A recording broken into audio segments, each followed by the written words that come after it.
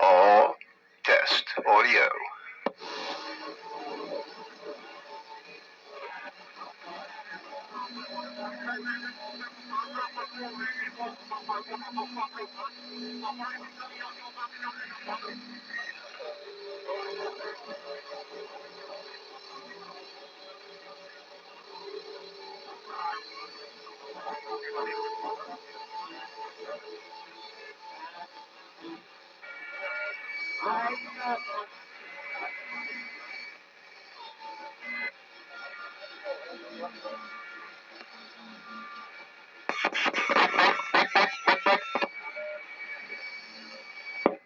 Go for it.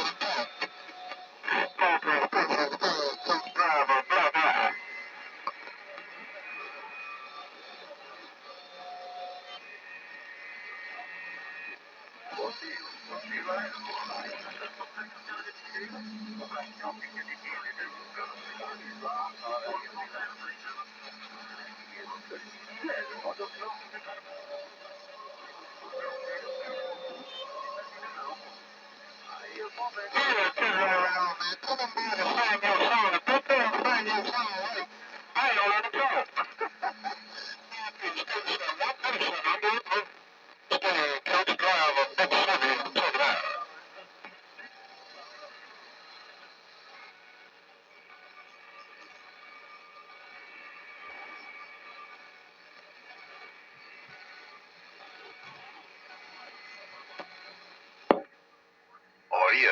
Test, test.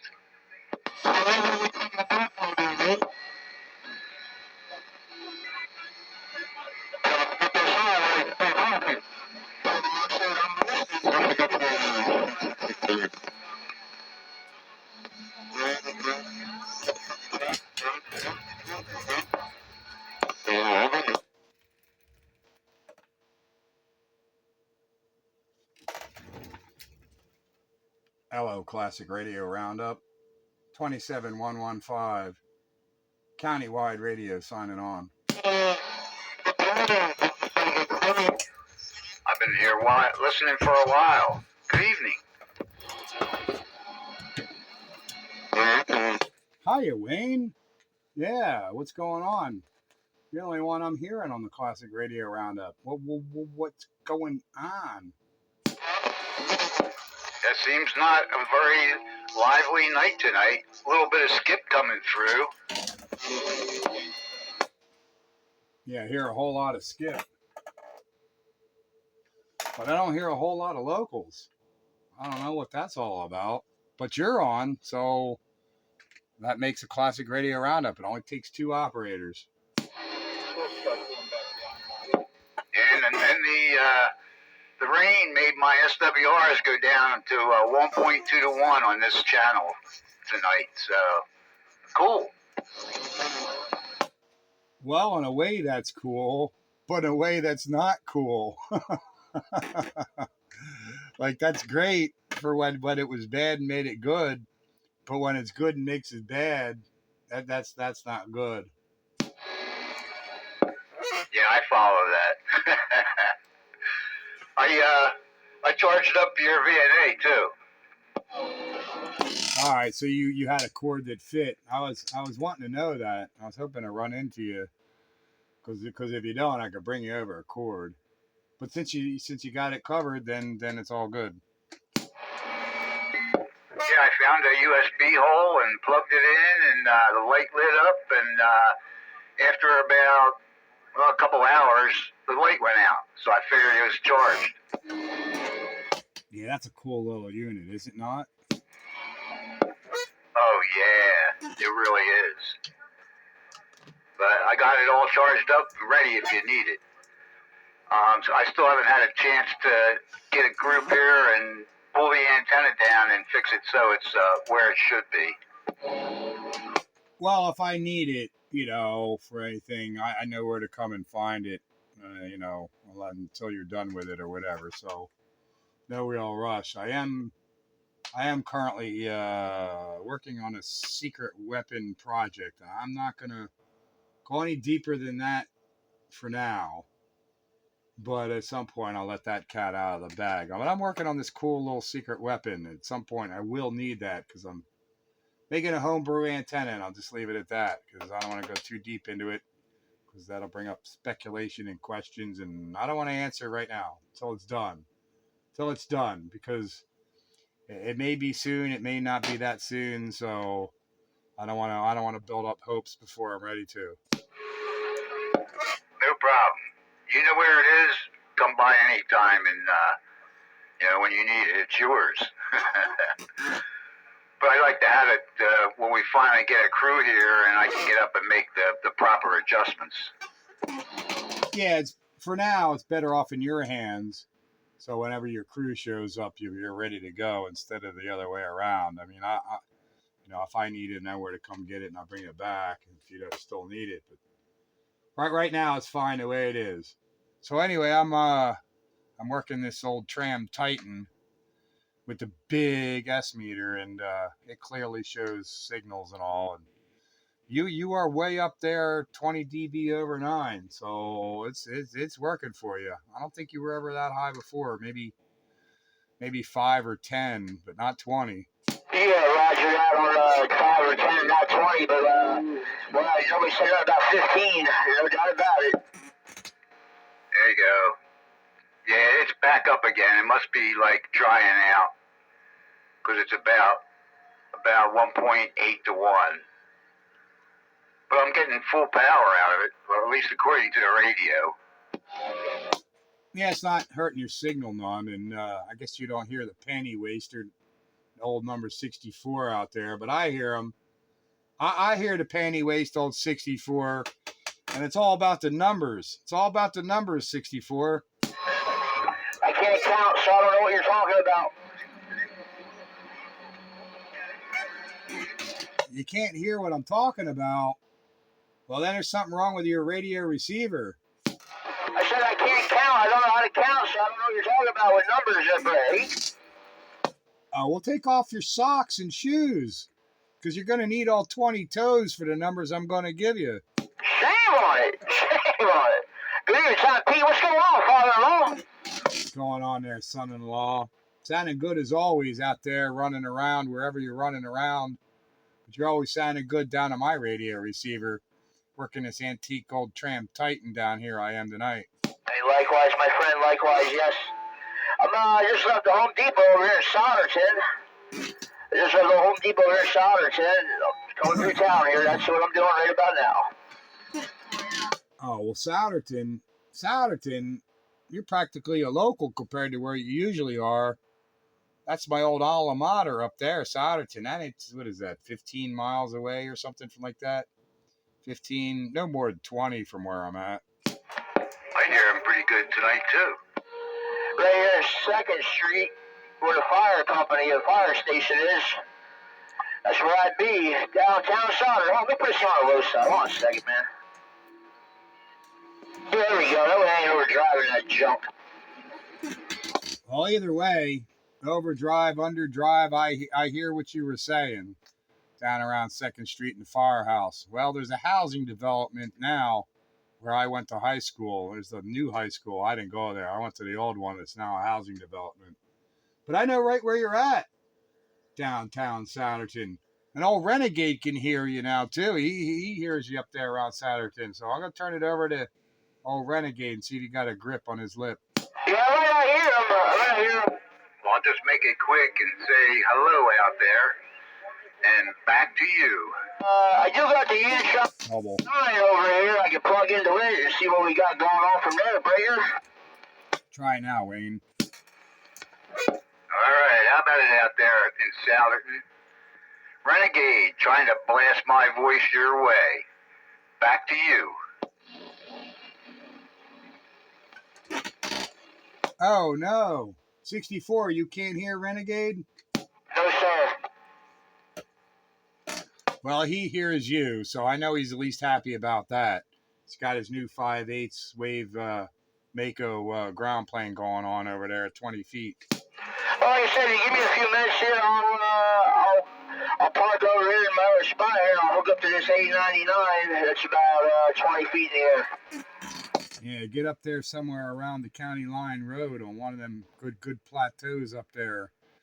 I can't remember the used to be oh heck, there's a shopping center up there. Get in that parking lot up there on County Line and 113, and that's a good spot up there. Probably work out for you, especially if you're carrying along your A99. Put that up. Yeah, if you two can't hear each other, then there's something wrong somewhere. I was just over there, man. I can't hear nothing when I'm over there. When I'm over there, I got, man, probably 10 pounds of static in that right in that area, right there, county line, and on, was that, 113, whatever the heck it is there. Probably 309 get on in that ring. But yeah, man, let me think what else.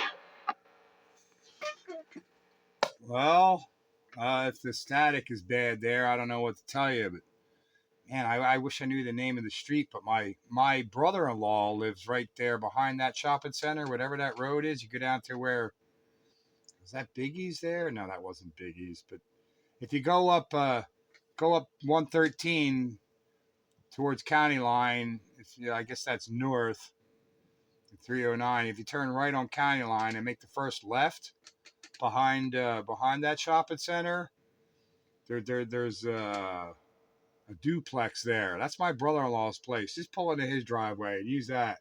I'll tell him you could. I could hear him at first. Now I can't hear him. Yeah, just pull. You're my son-in-law. I'll give my brother-in-law a call and say, yeah, there's some joker out there wants to set up his antenna in your driveway. He won't care. I'm at a pretty good spot here for elevation. I'm just shy of 500 feet elevation right here in this driveway. You know what I mean? But yeah, no doubt. I got the intro. I already got it up here.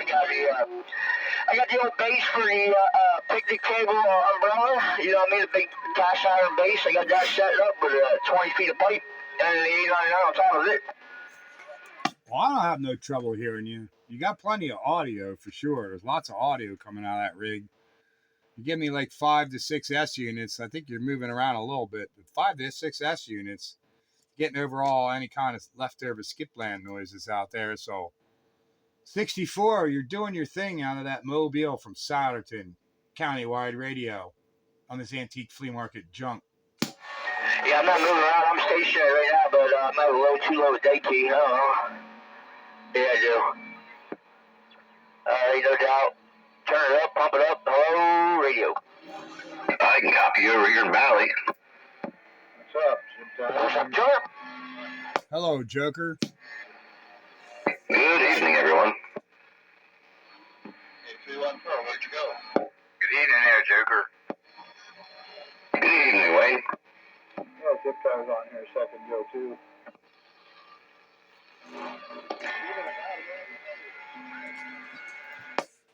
And 64.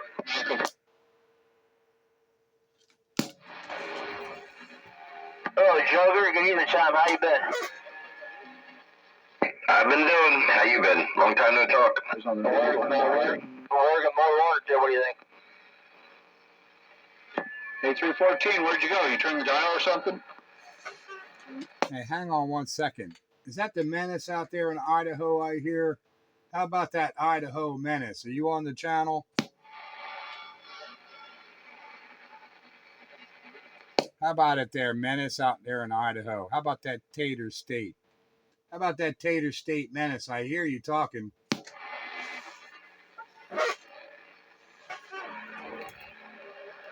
Oh, well, I'm pretty sure that was him. Maybe he's just got too much noise in his receiver.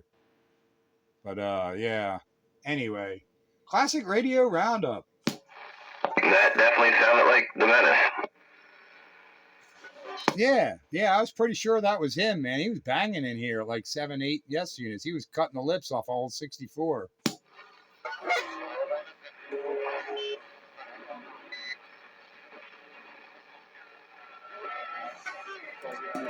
How about that Tater State Menace? How about that Tater State Menace one time? Tater State Menace, Spitfire, Classic Radio Roundup calling.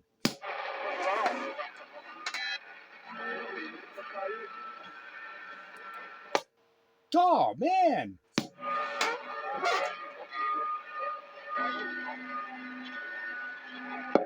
actually made contact with him one night. I think JR was in here and heard that. Was that with this antenna that you're using now? No, it was the old antenna. Oh, man. Yeah, well, when conditions are in there, conditions are in there. So if you got them on that antenna, you'll get them on this antenna. If, obviously conditions got to be favorable. He may have more skitland noise in his receiver, and we're just buried in it. I've been listening for a while. I heard a lot of Skip earlier today. I was getting, 9 pound signals from Skip.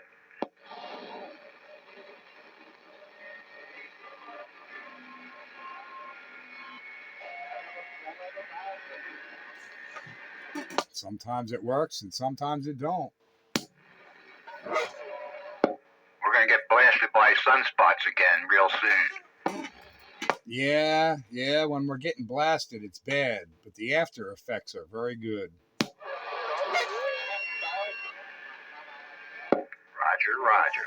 Roger. I worked my buddy in England on Monday on AM on 10 meters, 12 meters, 15 meters, and 20 meters.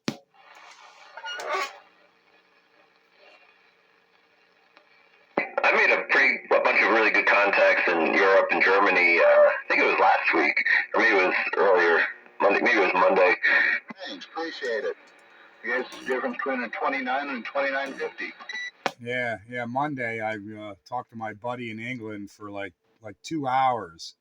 We did some band hopping and stuff, but we actually wound up back on 10 meters because 10 meters actually had the best conditions, and I was 10 to 20 dB over to him, and he was doing the same thing to me. Hey, Wild Bill, got you. Yeah, 10-4. Yeah, I know I just heard Menace come back in there. Yeah, I threw the beam out, pointed towards him, didn't hear him. So the conditions might be going up and down. Yeah, I heard the Menace in there. He's in there. At some point, things might clear up, and he'll hear us here on Classic Radio Roundup. Hello, around Idaho, 64, Mobile, Pennsylvania. Where's the sandbagger at? He's conspicuously absent.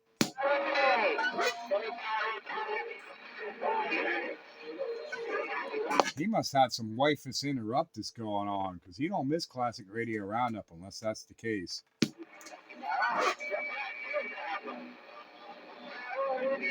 Or daughter interruptus.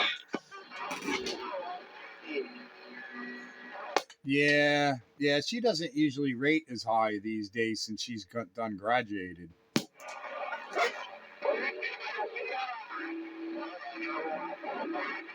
Become chop liver. It's not like she's doing softball or whatever other sports she did. He used to be, disappeared for when she was doing some kind of sports activities, but since she's graduated college at this point, so there's none of that activity going on. But Obviously, there's some activity that has called him away from the classic radio roundup, so it must be highly important or he would be here.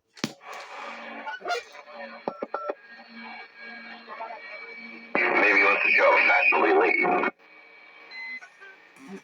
Yeah, it's the night train that does the fashionably late.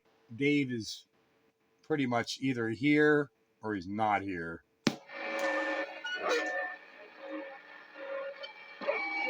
Well, the ground plane kit would help us Amtron any. Hello, Dave. Are you here or not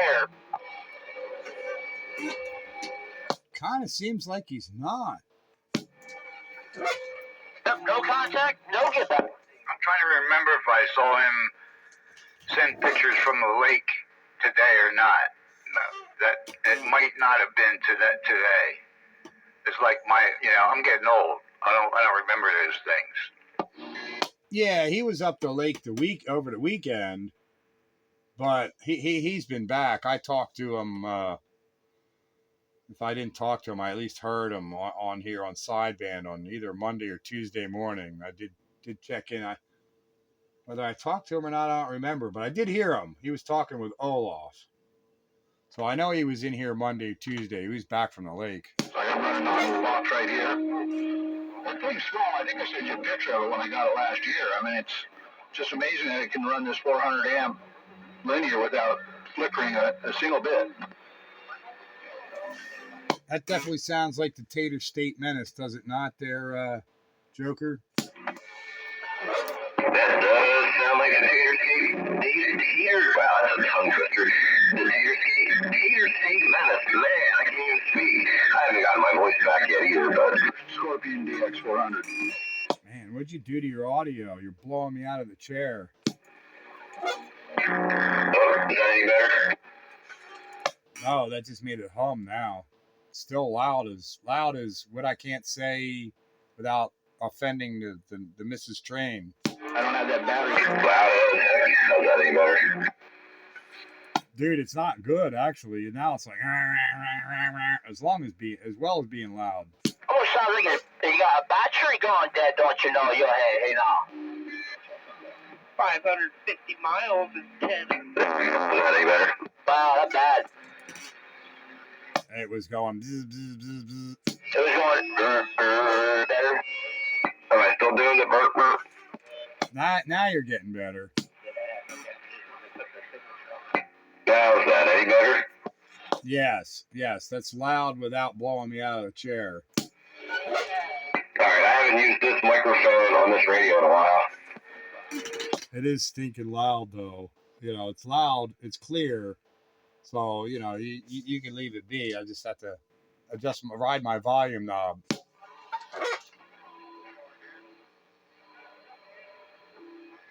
And I backed it off a little bit. I don't know if that does any better. Yeah, that's really good. That's good right there. At least for me. I agree.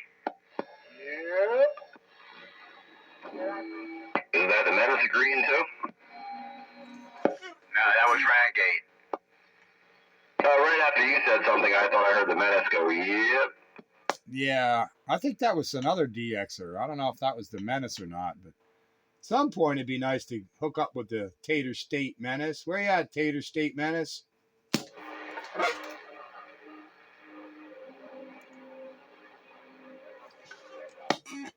Them guys out there in Idaho, they hang out on Channel 13. That's why we always run into them when there's conditions.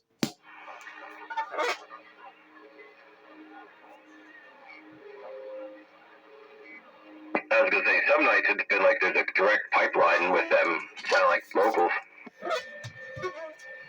I know, it's pretty cool. I like it when it's like that. That's the only time I like to work DX on CB radio. It was like that this afternoon. Like I said, I heard those guys coming in S9.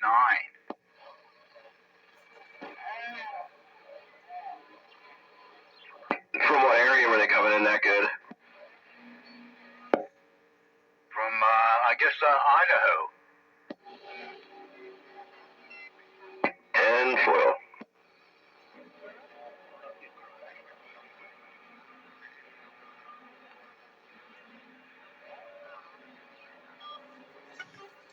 So what are you running for a radio tonight, Joker? I got my the old President Washington fired up for tonight. Tin foil. Yeah, knock on wood. Hopefully it's going to keep working. A couple weeks ago I was on it. It seemed like it kept cutting out on me. So hopefully, knock on wood, it keeps running. Well, it's sounding good tonight. Sounds good. You got to adjust it right and all. Well, you know, whenever you're ready, there's classic tube radio or two sitting over here waiting for you. You know, it's funny. I was looking up those crystals, and then I got sick and kind of forgot about it. But yeah, I might take you up on that one. Well, whenever you use it, Train will like you. Train approved. It is Train approved. I had that man fooled when I was using that radio, and at the time I had a Tram Titan 4, and I wanted to see if it sounded like the Tram Titan 4. So I had Train on. I said, so I'm I'm on the Tram Titan 4. Is it working all right still? He goes, oh yeah, and it wasn't. It was the Metro Tech. I know she's gonna. Is that the Pinto? No, it's a Mustang 2, Metro Tech Mustang 2. Oh, okay, because I thought, you have a Pinto, didn't you? Or am I thinking something else? I have a Pinto, but that's J.C. Penney, Pinto SSB. Oh, okay. I was going to say the Metrotech, the Mustang. What's the pin out for the microphone for that? Is that something special? There is no pin out. It's a hardwired microphone. That's why I got that Turner CS1 wired into it. Because the microphone, when I got that, was busted, but it needs a 6-wire mic because it's diode switching. It doesn't have a relay in it. So you need a 6-wire mic. It's the only 6-wire mic I had, so I hardwired the wiring to that. I mean, you could always put a connector in there so you could use it on other things. But it's a 6-wire mic, and it needs a 6-wire mic, and it's hardwired to the radio. Okay, I thought the Pinto was the one that was hardwired, but okay, yeah. Like I said, keep a hold of that. I'll probably be taking that off your hands soon. The Pinto SSB is a 4-pin Cobra mic, but both my Metro Techs, the microphones are hardwired to the radio, stock as they are. There's no microphone connector. They're hardwired. So with the destroyed microphone on the Mustang, the one that you want, I just got rid of the microphone and took the wiring and then just soldered the wires together to the CS1, so it's mated to it. But you could always put a connector in there, a male and a female connector in place, and use that microphone elsewhere. Roger that. Yeah, like I said, I was going to look up some the crystal, and then before I pull the trigger on any of them, I'll send you a link if you don't mind. Let me know if that's the correct one. Yeah, no problem. Yeah, you can use a 6-wire microphone on any radio, but you can't use a 4-wire microphone on a 6-wire radio. It just doesn't work. You can go one way, but you can't go the other way. So you could use that mic on 4-pin Cobra, but you can't use a 4-pin Cobra on the 6-wire Metrotech. Okay. Well, if you've got that one set up with the microphone hardwired and it sounds good, I'd just leave it. Yeah, all I'm saying though is like you can make it versatile. Put a socket on the one end and a plug on the other end. That way, it's it's not so permanent. You can use that mic on other radios also. If you so desired. I just have enough microphones to go around that it wasn't necessary. I just left it that way because it was done and it was working.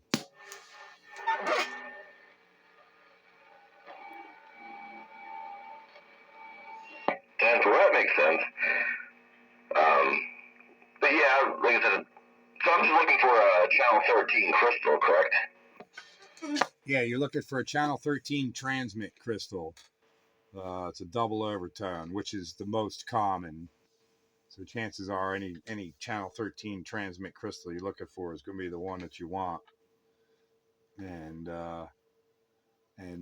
they sometimes, like if they drift a little bit, you know, like even if you buy a used crystal, you put it in there, transmit the radio into a frequency counter, and it's off a little bit, you can usually pull them in with a few picofarads worth of capacitor across the terminals of the crystal. So don't sweat it. You know, if it's a used crystal, we'll be able to pull it in for you. And I would sell it to you with the crystal if I had more than one, but that's the only stinking 13 crystal I have. 10-4.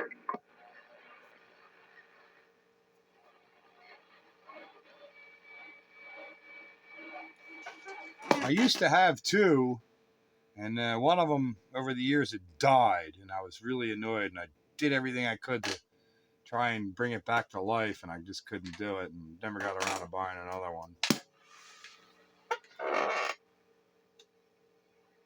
Yeah, because I don't think I have any radios here that would have that in it. I really don't have anything like that.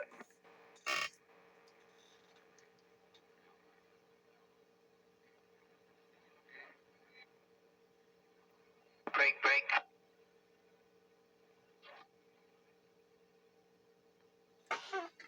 I heard a breaker, so we'll let that breaker go after I get off here, but what you want for fundamental crystal frequency is 13.5575. That's what you want for fundamental frequency. But if you just look for your garden variety channel 13 transmit crystal, that it's going to be right. Roger that. And I'll get back to you about that break go. And I hear you about the crystals. I was looking for some crystals for my 30-year-old handheld 3-channel, and so far no luck. Yeah, the best place to come up with crystals anymore is, I hate to say it, but it's true, is freaking Fleabay. You know, you search Fleabay for the crystals for your particular radio or fundamental frequency, whatever you want. That's seems to be about the easiest place. Maybe not the only place, but certainly the easiest place to find a crystal that you want. Yeah, my radio I have it has a transmitting crystal and it has a receiving crystal, so they have to be paired up. I haven't figured that all out yet, but if I have some more time, I'm gonna look into it. Yeah, typically the receive crystals are the fundamental crystal minus 455 kilocycles. Typically, they vary. And I got an oddball Hallicrafters CB3 here I'd like to put on the air. It works, and it has crystals in it, but just not channel 13. I need to find the crystal pair for that. And it has an oddball IF for the receiver, so it's a double overtone for the transmitter, which is easy. But it has a 1650 IF, which makes it an oddball, so it's hard to find the receive crystal. What makes it bad is that radio doesn't have a tunable receiver. What's good about the Metrotech is you only need to find the transmit crystal because it has a tunable receiver. So certainly if you had the transmit and receive crystals in it, you wouldn't need the tunable receiver. But having the tunable receiver, you only need the transmit crystal, and you can get away with the rest of it. But a walkie-talkie, obviously, you need both crystals. Yeah. This radio has, I think, channel 4, 7, and 14 in it.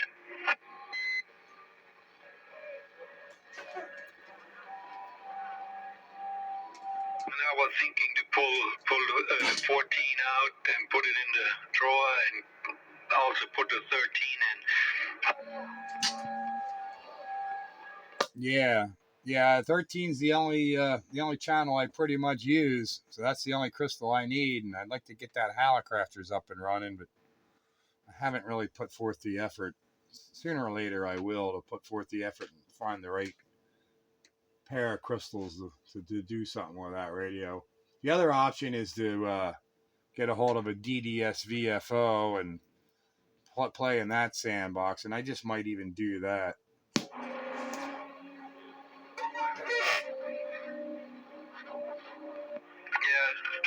the radio is working, so that's was my first CB radio 30 some years ago.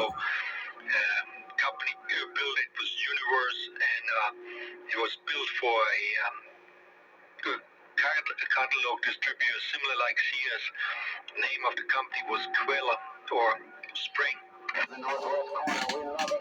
Yeah, it's really a shame that you know, Bomar Crystal and Jan Crystal and all those crystal makers that they did just quit making crystals anymore, because you know it was, well, I guess it's getting to be a while now, 15 years ago, 10, 15 years ago, they were still around.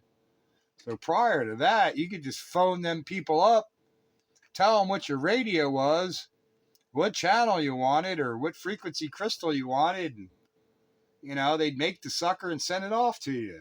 And I did that, you know, up until I guess the last crystals I bought directly from like Jan Crystal was, I guess, around 2005. So I guess it's been 20 years. Oh my God, time flies.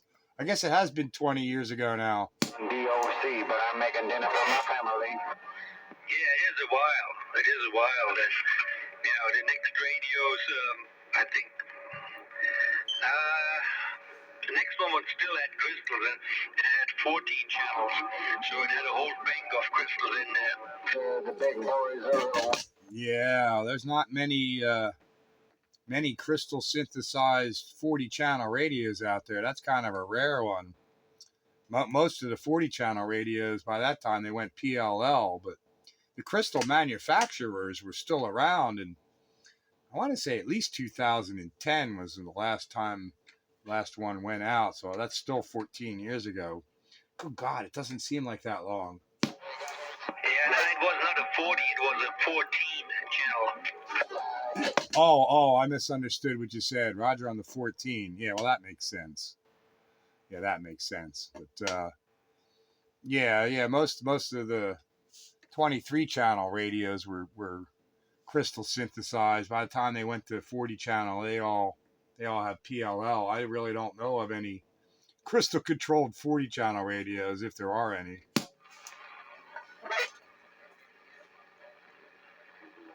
I don't know. Oh man, what company built these radios? There was Universe. Didn't Cobra build them too? Big stations, little stations.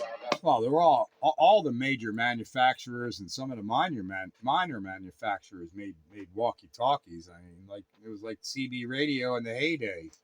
Everybody built one and put their name on it. U696, I'm going back to the dinner table. Enjoy. Yeah, well, they bought it somewhere else and put their name on it. Yeah. If Sandbagger was in here, he could give more detail. But you know, even in the heyday, there was only like 4 or 5 makers of radios. You know, there was Hitachi, Toshiba, Uniden, Cybernet, and those were the big ones. But everybody else put their name on it. You hear that, Jacob?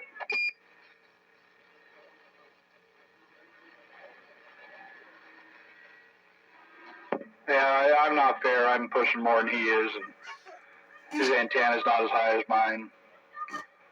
He's a mile and a half further away from me. That's what it is from you guys. Hey, how about that Tater State Menace?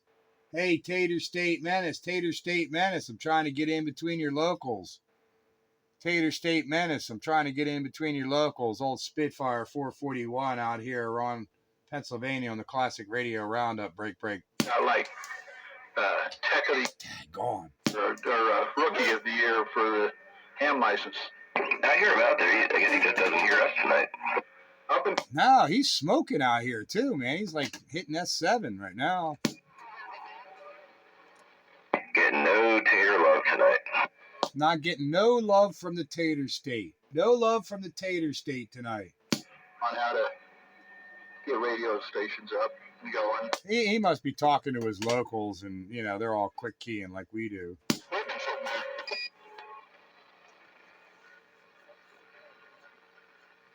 I can hear him pretty good now. Oh yeah, when he comes in, boy, he comes in like he owns the place.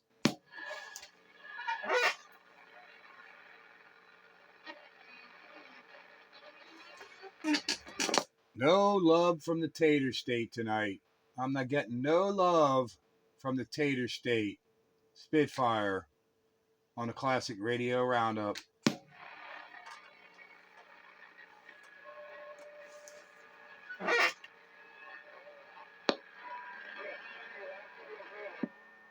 One of those weird nights that I can't grab them on the beam, but I hear them on the vertical.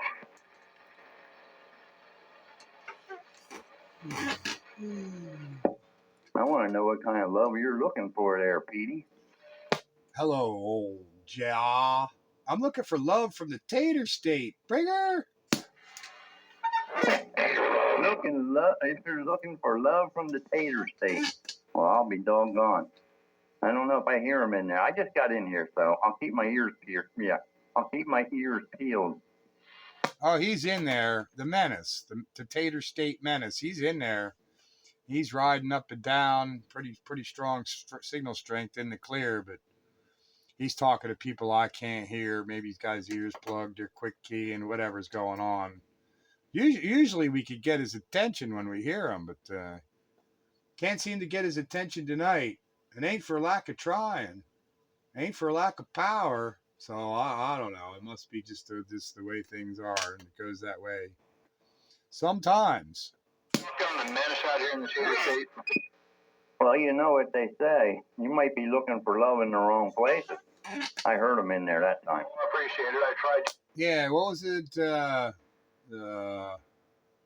What's his name? Oh, good grief. I'm drawing a blank. I hate getting old. I can't think of people's names. Saturday Night Live. Cumby, damn it. Anyway, he was played Buttweed. Wookapanub. Oh, good old Eddie Murphy. Yeah, Murphy. How could you forget him? That's it. Eddie Murphy. I just couldn't pull it out. When he was doing that skit when he played Buttweed. Wookapanub. In all the wrong places. Yeah, you know, back how many years ago was that, man? That's a classic. Yeah, that was the last time Saturday Night Live was good when he was on, and that whole crew. Sometime in the late '80s, early '90s, they jumped the shark. I think when Chris Farley left and David Spade, that's when they died. Yeah, they were the last good Saturday night players. Those guys, for sure.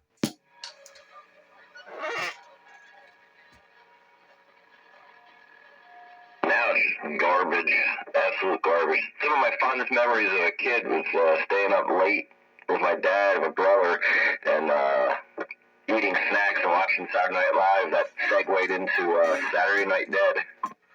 Oh my goodness, there were so many good skits. I mean, putting aside the whole '70s, the original players, you know, with the Samurai Kitchen and all that, the Coneheads and the Blues Brothers and all that. But I mean, even later on with Chris Farley and was it Church Lady and Mr. Robinson's Neighborhood and Gumby and there's so much good stuff, man. It's hilarious.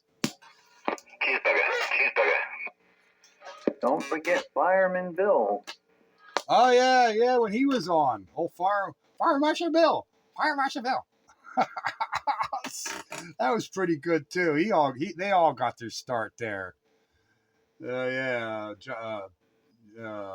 What's his name? Yeah, Chris Farley with the living in the van down by the river. Oh my God, there's so many good skits. And the original Saturday Night Players of the Samurai Kitchen. Pepsi, no Coke.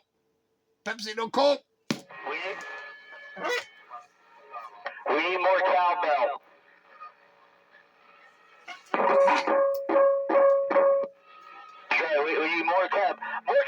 yes. I've got a fever, and the cure is more cowbell. Don't make me go out in the studio and grab my cowbell. Anything but the ukulele. I've got a fever, and the cure is more cowbell. You said a ukulele breaker? Yeah, he said old Joker has a ukulele. He gets in there and he has a hootenanny with his ukulele. You wait, I'm gonna get Oompa. Then you guys are really in trouble. Man, it's realistic TRC 474 breaker. Hello, TRC's 474. Who that? You got it. You're losing mod. You got to speak up. What are you talking about, Willis? I'm talking about Willis. What you talking about, Willis? Oh, Willis. Well, I hear a TRC 474. Was wondering what Willis is talking about, but I hear you until you fade away from the microphone. But anyway, top of the evening. Welcome to the Classic Radio Roundup. Spitfire 441 on this antique flea market radio. Hey, 10-4, they call me Trucker. Trucker Firestarter. Trucker Firestarter man. That quiet.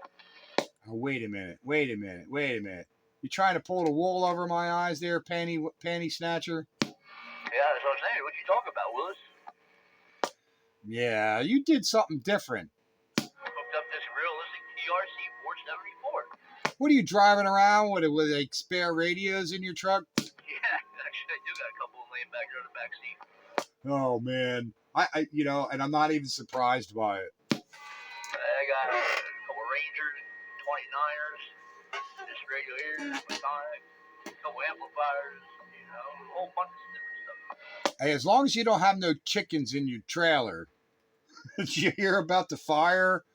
The truck fire down there on the north of the Blue Route? Right there by the turnpike in Plymouth Meeting. There was a tractor trailer fire and the trailer was full of chickens. Oh, I did not hear about that. Oh, I thought that's your business. I thought you would have heard about that. But yeah, there was a tractor trailer full of chickens burnt down to the ground. Hey, can I order free KFC? Now, I don't know if they were like prepared chickens, like frozen chicken or something, or if they were live chickens. I have yet to determine what the deal was there, but either way, it's crispy fried. Down with barbecue sauce. Something about barbecue sauce. Yeah, if you had barbecue sauce on hand there this morning, you could have been hooked up. Somebody keyed up there while you was talking about barbecue sauce. Yeah, he doubled with you. I heard the barbecue sauce, but I didn't hear the rest of it.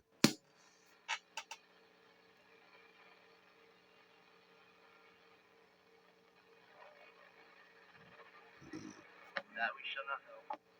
Yeah, I guess we're not going to find out.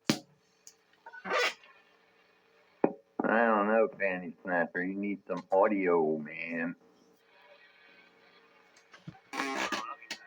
Come on, man. At least he's using a classic radio. Yeah, that's why I can't hear him. When you're using a classic radio on Classic Radio Roundup, even if we can't hear you, you get a pass. I don't know. By golly, there we go. And who's got that fever? I got a fever, and the cure is more cowbell. Don't make me do it. But except that don't sound like a cowbell. I said that sounds far from a cowbell. Sounds like a Rocky Mountain oyster. You need to tone that ring down to be a cowbell. You need more of a dong than a ding. I don't know. It's a cowbell. That's got too much ring and not enough ding. You need more of a dong than a ding.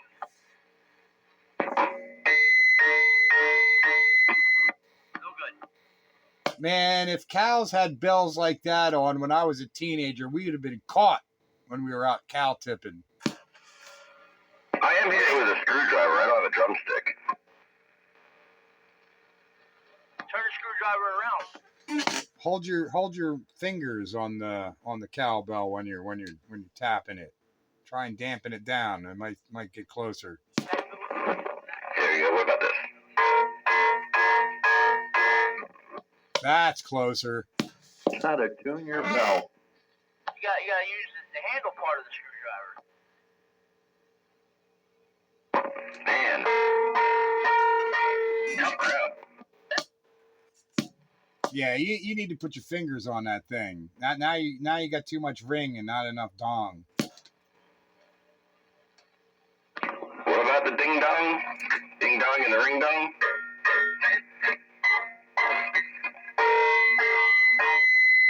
I don't know, maybe I got a defective cowbell. I do. Maybe I need to go out back in the field and see what the cows think. Yeah, the cows are going to say, no, we don't want to sound like that. Gotta wear it around your neck first.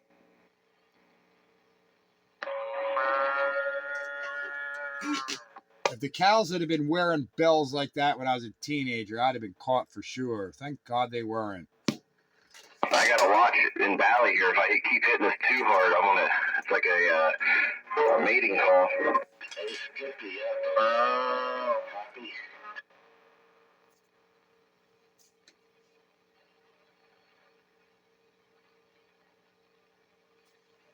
And just like that, it seems like the skip land went away. I think I drove him away with my cowbell and ukulele playing. If that's all it takes to drive it away, they need to bring that out more often. Yeah, Roger, right on. Yeah, my noise level went from a 3 to a 1.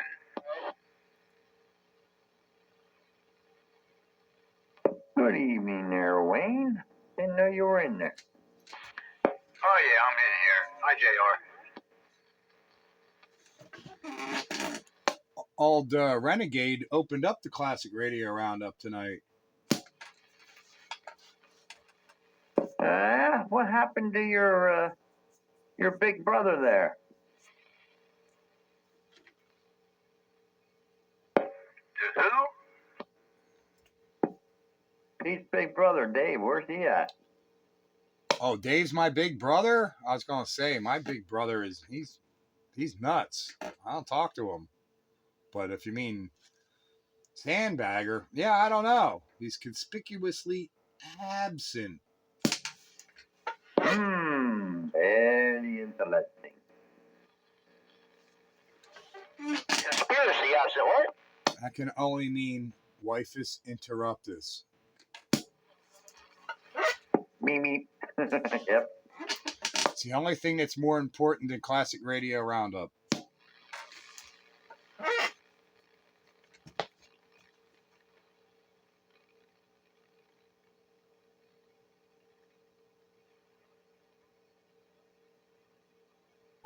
I'm just like picturing him and Kim sitting around a table eating pizza. Yeah, and Dave looking for any excuse to escape off to the radio room.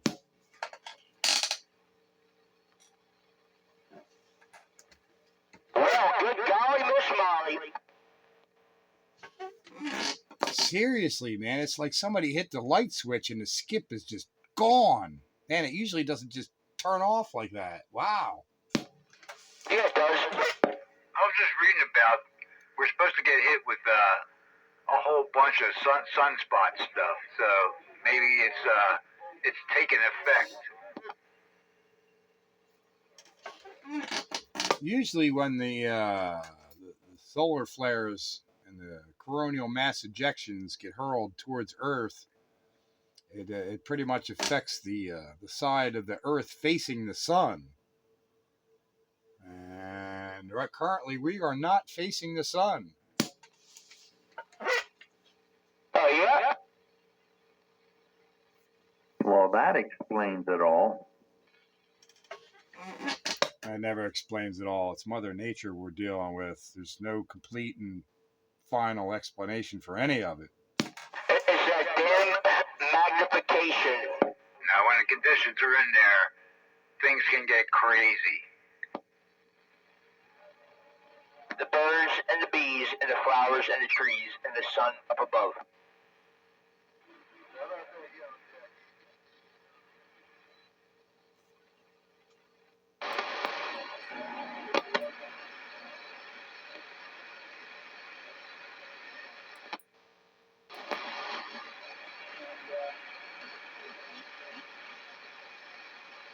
Yeah, look at that yellow jacket. You got your head on it. See, I still hear Skip in there.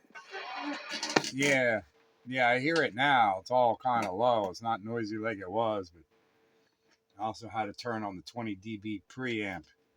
But with that on, I can hear some stuff still. Yeah, it sounded like somebody was out there looking for a yellow jacket. That's what I heard. I heard what you heard.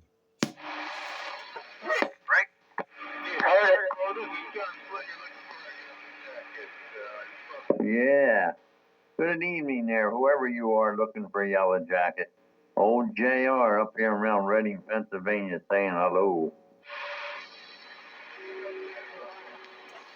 Break. Come on, Rager. From Arizona. Hey, it's Mr. Fix-It. Hello, Mr. Fix-It. Hey, JR, I think that Yellow Jacket holler, I think he said he was out in Arizona. But Mr. Fix-It, welcome to the Classic Radio Roundup. Sorry, Jay. I actually am on a classic. It is a 1975 13861 Midland Mobile. Did it come with a microphone? Actually, yes, this did. All right, you qualify for Stock Mike Night. I actually have a 77861, and I bought this one for the mic, and this radio works good as the other one does. Things that sounds like about a little bit like was that Geraldine? Who was that? The operator. One ringy dingy, two ringy dingy. Night Train? No, the comedian Geraldine, I think her name was. The operator Geraldine. When she was the One ringy dingy, two ringy dingies. I was laughing. Geraldine was flipping me behind my back. Oh, yeah. I knew it'd bring you out of the woodwork. Yeah, you're right. Geraldine was Flip Wilson. Who was that? What was the name of that operator on Laugh-In? Yeah, it was Lily Tomlin, but she had a name, character name. You need to stop. We're going to push that wire up. Stop. Hello. Anyway, it doesn't matter. Hello, Night Train. Welcome to the Roundup. Hello out there, guys. Yeah, JR getting digs in behind my back. Oh, no. It wasn't behind your back. It was in front of you. You had no idea I was there.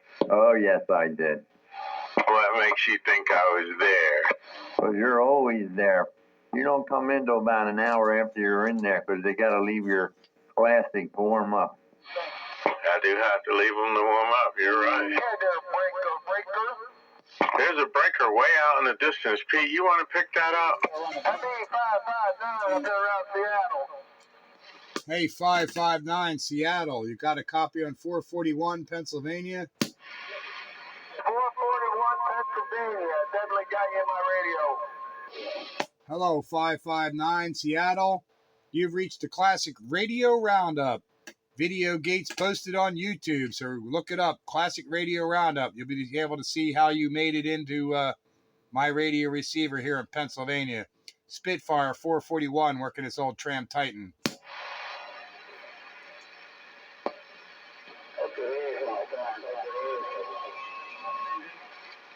Well, that was a quick in and out. But yeah, I guess the skip ain't quite yet dead. But hey, you heard me out there in Seattle. old 441 of Spitfire on his antique flea market radio.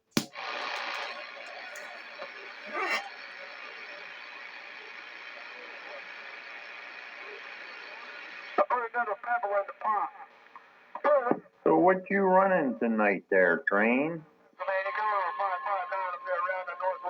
Pete, was he still talking to you? He's still in there. I don't know if he's talking to me or not. Let me give him one more shot. Hey, 559 Seattle, you still got a copy on this 441?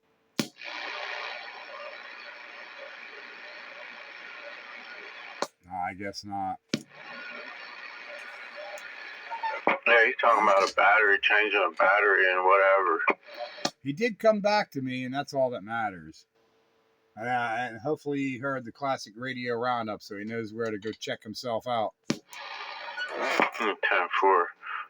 To answer your question, JR, the Tram 27E, I think it's 1965.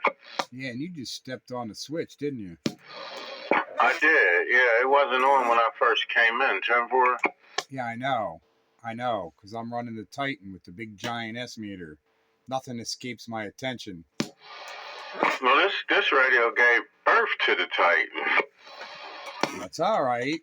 I might got the sun, but it's still running, ain't it? That's what counts, man. Does yours pop at you, man, when you unkey? Slap when I key up. Slap when I unkey. Yeah, try to get you. It's more of a slap on the unkey and more of a thump when you unkey. So key up is slap, yeah. Unkey is a thump. But yeah, you're not getting away quietly. All right, yeah, because that's basically what I got here. It's not as bad as some of the trams that I've had. I don't mind it. Yeah, it's not that bad. It's sort of just the way it is, you know. But the radio itself, I love it. Overall, it's got freaking great audio, great transmit power, great receiver. Everybody sounds great. I can adjust the tone control on it to make everybody sound how I want them to sound. And big giant S-meter that even a blind person could read. Yeah, I like the idea of this one. This one's not sideband. It's just strictly AM. But the receive itself is strictly VFO. And the transmit is crystal. Yeah, mine's a tunable receiver too, and crystal transmit. But it has a socket. I don't know if yours does or not, but it has a single channel receive crystal socket, which I don't have in there. But you could, your favorite channel or whatever, you could plug it into that socket and use a switch, whether you use the manual tuner or the crystal receive socket, which I don't use, but it has it. Yeah, this one do too. I never knew what the thing was for, whether it was for transmit or receive. I didn't know it was a receive crystal. Yep, you should have a knob down the bottom that has M on one side and an X on the other side. Yeah. The M is manual tuner, the X is the crystal receive. All right, yeah. Who else all is in there, man? Hello, Night Train. Hello, Wayne. Wow, Wayne, big signal tonight. That was because it was raining. My SWRs are good tonight. Yeah, you're looking good over here. 10-4? 10-4. Rooster. Hey, Rooster, what's going on? Hello, Night Train. Hello, Rooster. Countywide. Radio. Good evening, Mr. Rooster. Oh, JR. Petey, about that external crystal. Is the manual tuner, is that like broader band than what it is with a single crystal in it? Well, I don't know what you mean by broader band, because a single crystal is only going to receive a single channel. So whatever channel crystal receive you have is the channel you have for crystal receive, one at a time. The tuner goes a little bit below channel 1, and it'll go a little bit above channel 23. So you could probably receive, current channel 25, is it these days? I don't know. But you get all the RC channels too on the tunable receiver. So you at least get all 23 channels plus the RC channels. Well, channel 24 for sure, and probably channel 25. And it goes a little above and a little below the original 23. Okay, maybe I didn't ask the right question. If you tuned it in on your VFO on 13, like you're sitting here, and somebody was say on 15 or 16 or something like that, of course you're probably going to hear them if they're fairly close enough. But if you had that your external crystal on the receive side, is it any tighter receive? Well, I honestly can't answer that. I don't think that the that it suffers from that on the tunable receiver because it has the Collins mechanical filter in it. So that takes care of any of that nonsense. And whether the crystal would make it any tighter or not, I can't say, but I'm going to have to guess and say it's probably no different because it uses the same more or less circuitry you going through the mechanical filter on the receiver. Okay. Now I wonder, and then I got to ask, well, what's the purpose of it all then?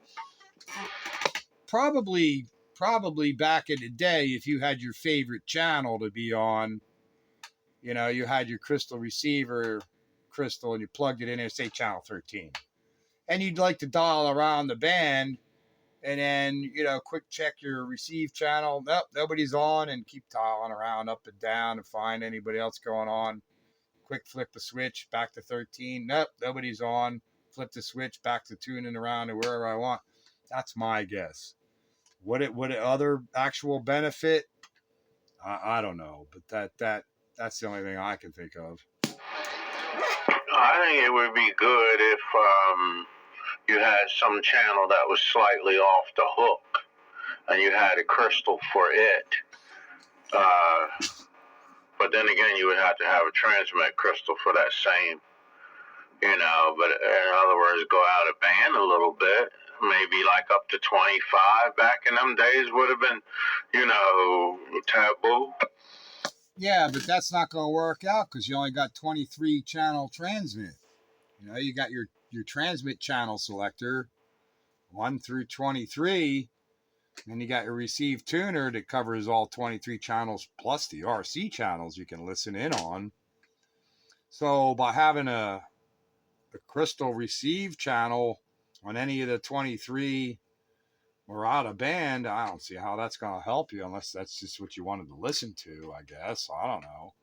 I just look at it as a way of quick checking back to your home channel while you're dialing around on other channels. That's the only way I see it. But I guess there's other ways to look at it because I kind of do that with the Demco. The Demco has a tunable receiver, but it also is 23 channel crystal receive. So you can switch between being on the crystal tuner, which is transmit and receive, and that locks them together, or you can go to the tunable receiver, but the transmitter's still locked on the crystals for transmit. So you can dial around on the tunable receiver through the 23 channels and flick at a switch. I could check channel 13, flick at a switch, I'm back on the tunable receiver, tuning around looking for other stuff. So I see it similar to that, and that's how I use it on the Demco.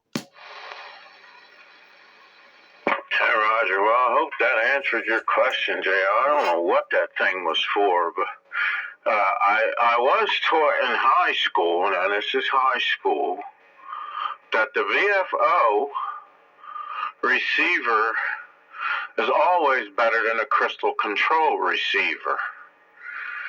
All right, that was the teacher's opinion.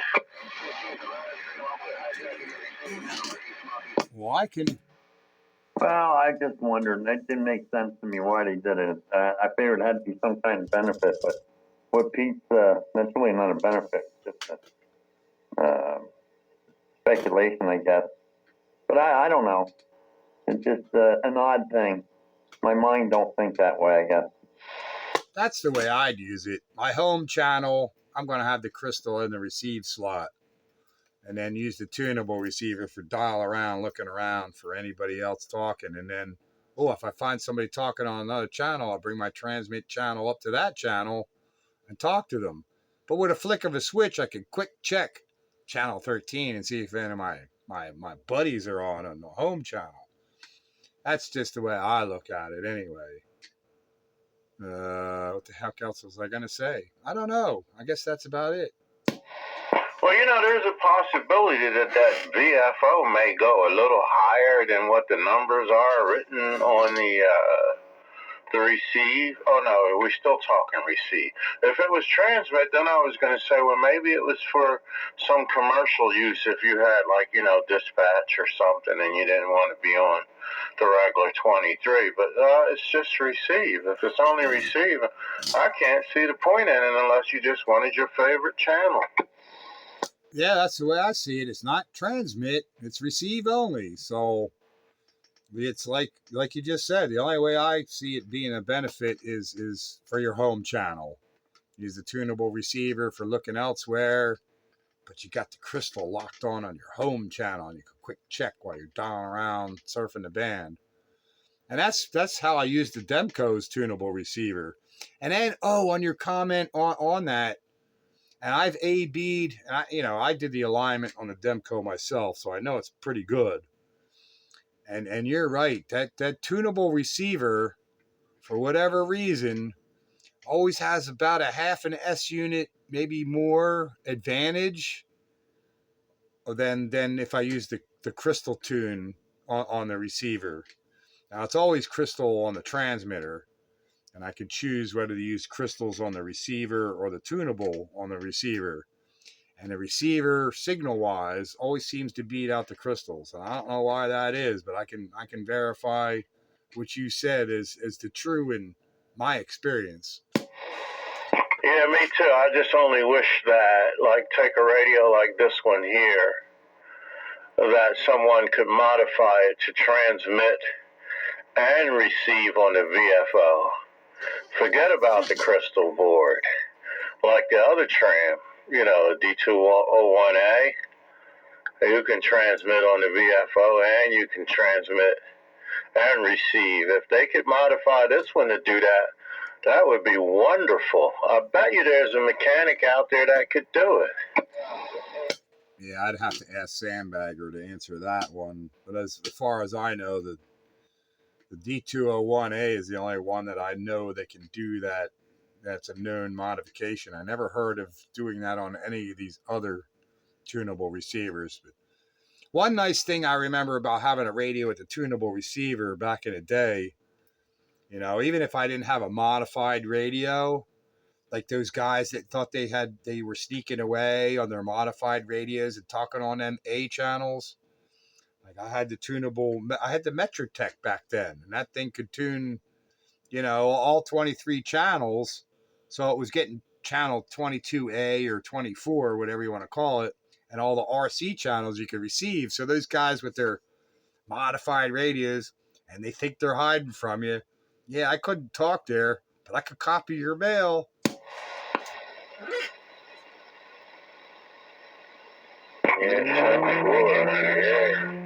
JR has go ahead and took the conversation. In the meantime, I wanted to know, how does this thing sound?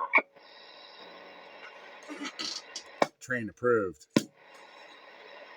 This is the one with the floor polished on the inside. 7-4. Yeah, my Titan ain't all that far off from yours. It's pretty clean on the inside, shiny. Not as mirror-like as yours, but it's pretty shiny. And your previous transmission, somebody was underneath you transmitting. Who was that? That was Joker saying hello to Night Train. Hello out there, Joker. Sorry about that. No worries, just wanted to quick pop in and say hello to you and you there, Rooster. Good evening. Are you feeling better since your sickness there, Joker? The head is still really... I'm fighting headaches and congestion, and I still don't have my voice back, and my chest feels like somebody's sitting on it constantly. Hey, Roger, so you're not quite out of the woods yet, but you're getting there. You're doing better. Not out of the woods, but getting better. Yeah, like I'm not contagious or anything. I haven't had a fever for a while, but yeah, it's just some lingering issues. 10-4. Hey, Pete. Rooster! Hey, how's this radio sound down there? Oh, you're sounding good. Sounding really good on my Tram Titan radio receiver, and you too can check it out on YouTube. Classic Radio Roundup, or what is it? 441 BSA 1968.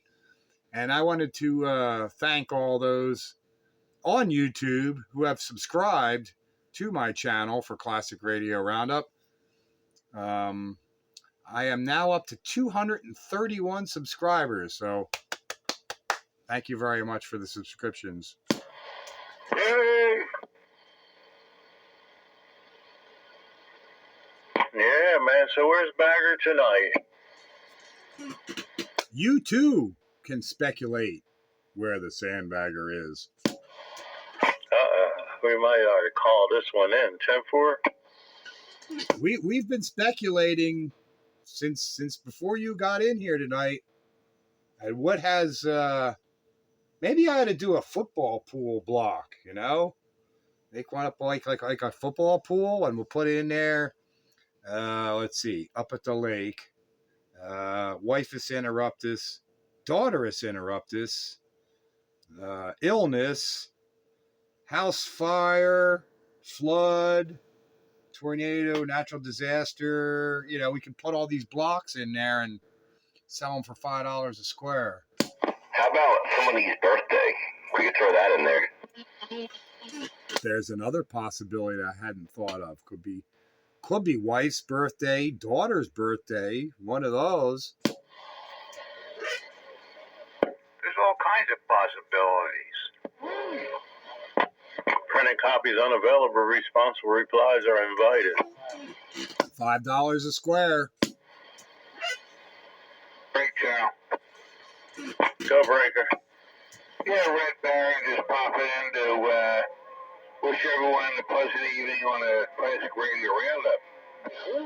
Hello, Red Baron, Night Train. I was thinking about you, man. I was headed down Route 100. Actually, I was going to Malvern. But, yeah, I think about you, when I go that direction. 10-4. Hey, 10-4, Mr. Night Train. Good hearing everybody out there. I've been listening. We ain't got a heck of a lot of noise over here. I don't know if it's the train coming through down this way. I just want to say hello to everybody. Heard Joker in there. And, yeah, pretty much everybody. I just want to wave hello, and I'm going to get ready for bed. Good evening, Red Baron. Old JR saying hello. Hello, Red Baron. Spitfire 441. Thanks for checking into the Classic Radio Roundup. 10-4 Spitfire. I'm going to get out of the way, gentlemen. I'll catch you another night. Got a busy day tomorrow. And, enjoy this fall weather we're having. Well, I'm not so opposed to the fall weather, but I know we need the rain. But I just get depressed with rainy days. Rain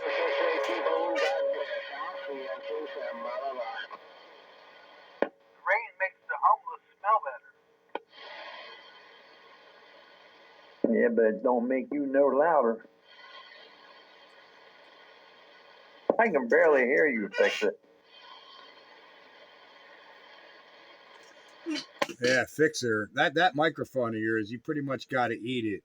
I can hear you, but it is kind of low. Yeah,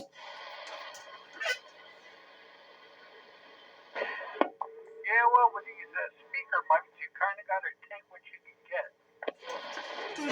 I'll give you a pass. It is Classic Radio Roundup. But if you were on any other night of the week, I'd have to give you a hard time and say, man, that thing is low. Well, any other night of the week, I'd be on the unit. Right. So you know what the deal is. So you're all right. You're golden. You got the pass. So the fact that you bring it out, like, see, we don't want to discourage anyone from using a classic radio just because the audio is anemic. He's ready. Look at you. Like I said, this radio, it doesn't have the speaker built into the mic. It took me 6 months to find this speaker at a decent price. I mean, this mic. I like that. I don't know if you're a subscriber to my YouTube channel or not, but if you're not, you should check out this gate and see how anemic that really is. You said you was going to give him a pass. I'm not giving him a hard time. I'm just telling him what reality is, and he can check it out for himself. No, it is what it is. There's nothing I can do about it. No, I get it. I get it. And some radios are just that way, and it's just what it is, what it is. And I hear you. I understand everything you're saying, so I guess you could say that it's working. So it is working. So that's really all that's required of Classic Radio Roundup when you're running the Classic. Does it work? Yes. Then you're good. Can I chime in? Can I? Yeah, go ahead and chime in. How's it going on, guys? Just Freebird reaching out there. How you guys doing? Hello, Freebird. Mike Train opening the door for you. Go ahead. Hey, Logie, look at you. Good evening there, Freebird. JR saying hello. Yeah, I heard you guys out there. You want to jump on in there and say hello, whatever. Let you guys do what you're doing. I'll jump on in and get some airtime there, Freebird. Top of the evening to you from the Spitfire 441. Yeah, you as well. Is that JR out there? Somebody's talking about like a YouTube channel or something. They got some things going on there. I'm not sure who that was. But, That's a Spitfire here. I do a video gate every week on the Classic Radio Roundup. I record the entire session and I upload it to YouTube on my channel. And been doing it for, almost 20 years at this point. So there's a lot of video gates up there. But so everybody can check out how their radio sounds on my end, how they're coming in, this and that. And people around the country check it out. I got a following at this point.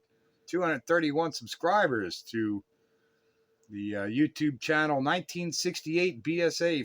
No, I got that wrong again. Damn it. 441 BSA 1968. That's my channel. Yes, that's me.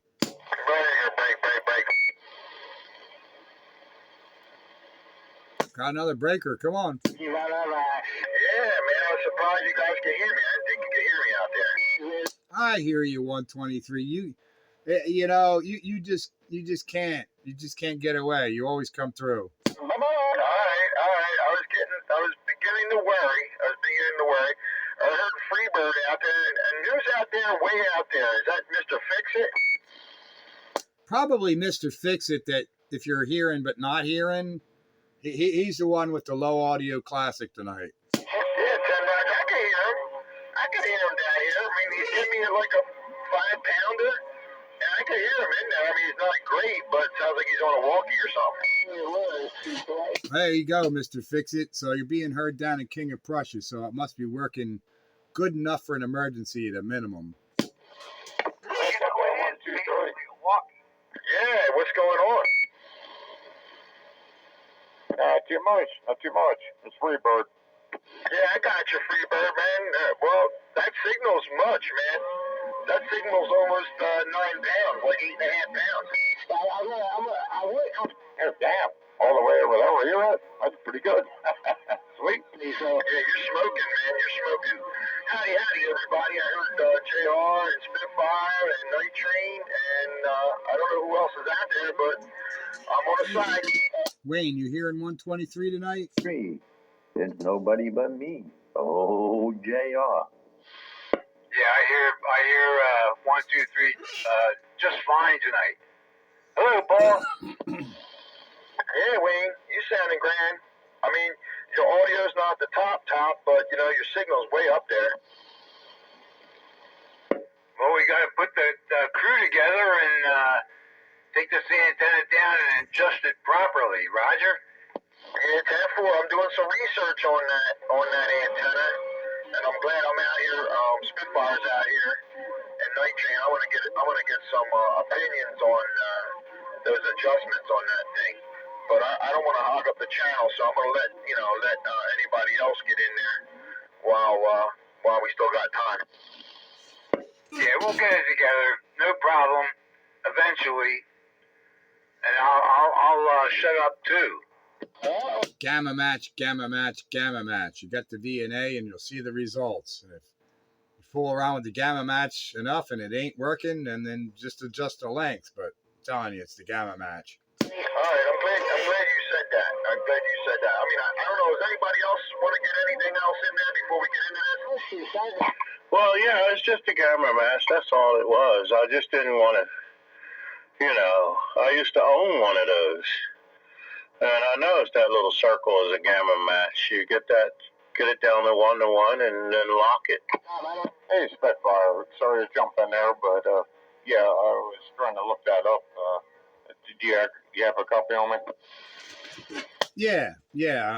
It's my channel is, let me get it right, 441 BSA 1968.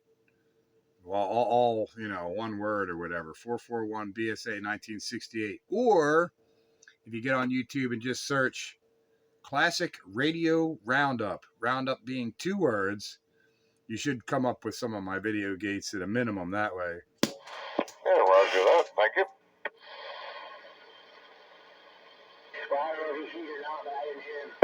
Yeah, 1, 2, 3. I have Pete's VNA here too now, so we can make the final adjustments when we get enough people here to take it down again and put it up. I don't want to quick jump in here, but you talk about your Mako. There's a good video online on YouTube about tuning them, and they say a lot of guys, there's one thing that's upside down with that gamma match on it. So you got to make sure it's routed the correct way. But again, I'm just jumping in, not knowing the whole story. We'll have them. Yeah, well, with the VNA in hand, you'll be able to figure out soon enough whether you can get it right or flip it over and try it again. But that VNA makes life so much easier than a plain SWR meter or MFJ analyzer. It just tells you so much information at a glance. No, I recognize this thing's tuned down at like 26.6. Now my question is, for the loop, for the gamma, which way do you move the clamp? Whichever way makes the match get better. Well, I'm using the VNA, so I'm going to tune it with that. And basically, like I said, if it's tuned at 26.6, I want to bring that up to 27.20. 20 dB. You're talking about Wayne's antenna? His antenna is tuned at basically, I think it was like 27. The best match was I think it was like 27.95 or something like that. So it's basically resonant, but the SWR is high. The dip is right there. So it needs to be the capacitance or the reactance. I don't remember which is which on that Smith chart. It's either capacitance or the reactance needs to be brought down. The resonant length is correct, but his capacitance reactance is off, and that's all gamma match. But you're saying it's tuned at 27.9? No, I'm messing myself up. 27.095, right around there. There's a good tutorial from Mako on YouTube where the guy kind of does a step-by-step with the setup of it. Yeah, 10-4. I was looking for that tonight, and I happened to stumble upon the instructions again, and I read over the instructions again, but it doesn't really explain how to adjust the gamma. You slide the gamma this way or that way on the ring. He's got his radiator. There's 2 adjustments on that antenna pretty much. The length of the radiator, the position of the gamma match.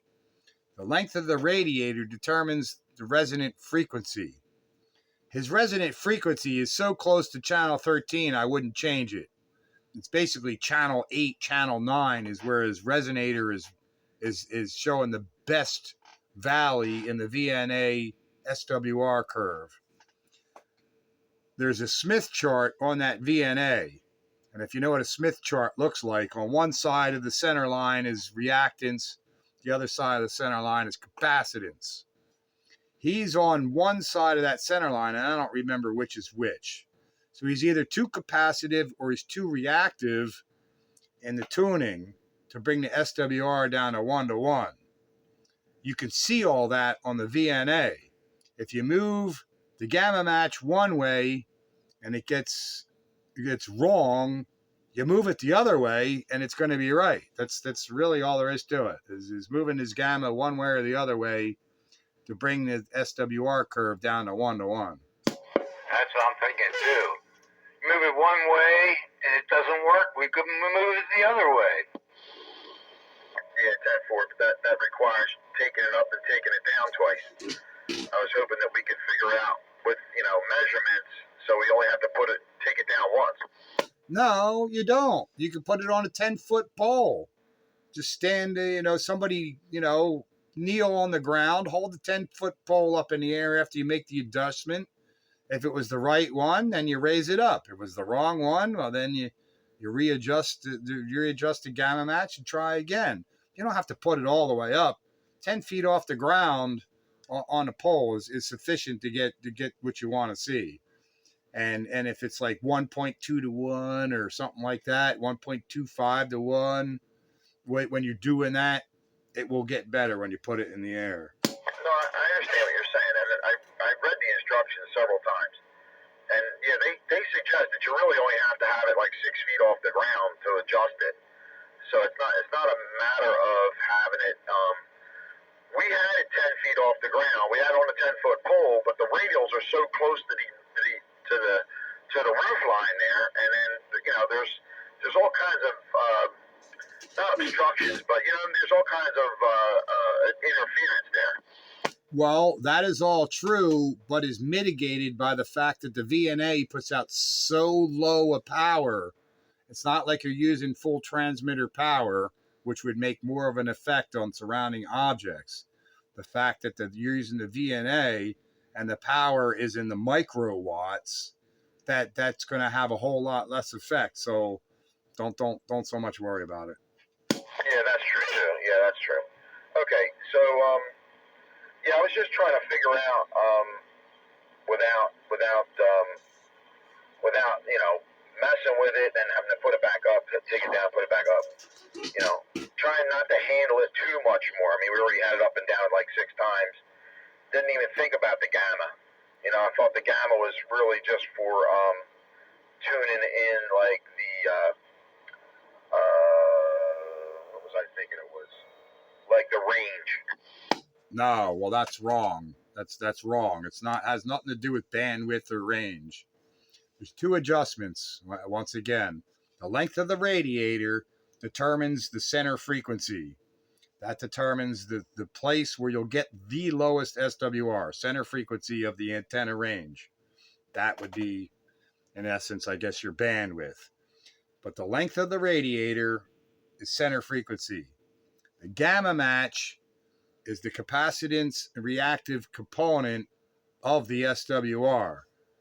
And being that it's a 5/8 wave antenna, you can't feed it like a quarter wave. It's not a direct feed. So there's capacitance reactive components in it because it's a 5/8 wave antenna. It's not a direct feed antenna like a dipole or a quarter wave. So that's why the gamma match, because it's a higher impedance antenna. So the gamma match brings it in to that proper impedance that the transmitter wants to see. So that's really all that's left to tune is that gamma match. Okay. I did want to measure that length. I was looking in the instructions tonight, and the length that it suggests for 27 megahertz is 20.6 feet. So 248 inches. Well, I don't know how long it is because I didn't look at it. But looking at the VNA results in that curve and that antenna's center frequency, me personally, I wouldn't screw with it if I wanted channel 13 as my center frequency. Okay, yeah, that makes sense. That totally makes sense. I was just curious where I thought we had that thing. I thought a 5/8 wave antenna was 22.5 feet. But after reading that paperwork, I recognized that was a foot off. Well, that's right. It's just not quite enough, right? Yeah, it's just a minor tune. You slide that little, you loosen that little clamp on that ring and move it to the left or to the right until you get your proper, SWR. It's real easy. You probably got to move it a half inch. That's what I was thinking. I just didn't know which way. Yeah, you go both ways and you just watch your meter. Whichever one gives you the best optimum, then you lock it. You clamp it so it won't move. Yeah, tap 4, tap 4. Well, yeah, it is tightened down because before we put it up, we made sure everything was tightened down. Yeah, and again, you could do that 10 feet off the ground. The only issue with that is we already have it on that mast, and that mast is basically set. I don't think we can get those two masts apart easily. Yeah, he had he pulled the mast up and then slammed it down on the ground, so those two masts aren't like joined now. Maybe you can put some oil in there. A couple of pipe wrenches or a couple of vice grips and twist. Well, what we've done is we've took it off the mount, and then we brought the base out towards the road so we can lay down the antenna. And of course, the radials stick out, 18 feet, so we got to be careful coming down between the buildings and not to tear the radials up and, put it down like in an X pattern. Well, the guys that were there doing it, we know what to do. I mean, we've done it 6 times at least. You need a 20-foot A-frame stepladder is what you need. Just go walk right up to it. Yeah, that sounds good. Anybody got one of those? Well, I'm just offering. That would be easy. Oh, I know. I totally agree. We don't even need a 20-foot A-frame if we had, actually, I have like a 16-foot aluminum that we could probably set right there on the porch there and lean it right up on the mast. 10-foot A-frame, and I think I have at least a 15-plus foot fiberglass push-up one. A 15-footer would work if you got a 5-foot tall person. My time to shine. Porch. We wouldn't even have to be 15 feet. We could put Wayne on the very top shelf. I pass out from the altitude adjustment. I've seen these festivals over in like Holland and stuff where they all get on top of each other's shoulders. Maybe we could do that. Human pyramid. That's right. There's enough classic radio operators who just build a human pyramid. I don't think any of us have good enough hips or backs to do that anymore. I know, I don't. Well, I could be a guy on top. I just don't want to be with a guy on the bottom. I don't want to be on there at all, because if somebody fell, down you come. Oh, man. Yeah. I don't bounce anymore. It's just something would snap. Oh, just go to total rental. We have to have classic radio rehab. I can't even say that. Rehab. Yeah, classic radio rehab. Yeah, a bunch of geriatrics. Skyrider said just go to Total Rental. Get yourself a bucket truck. I'm geriatric now.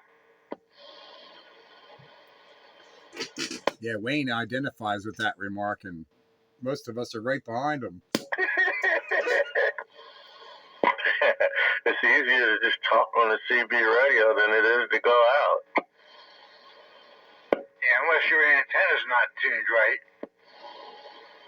It won't take much. Maybe an inch or two, move that little thing to the left or the right. And once you get it tuned in, lock it and put it back up.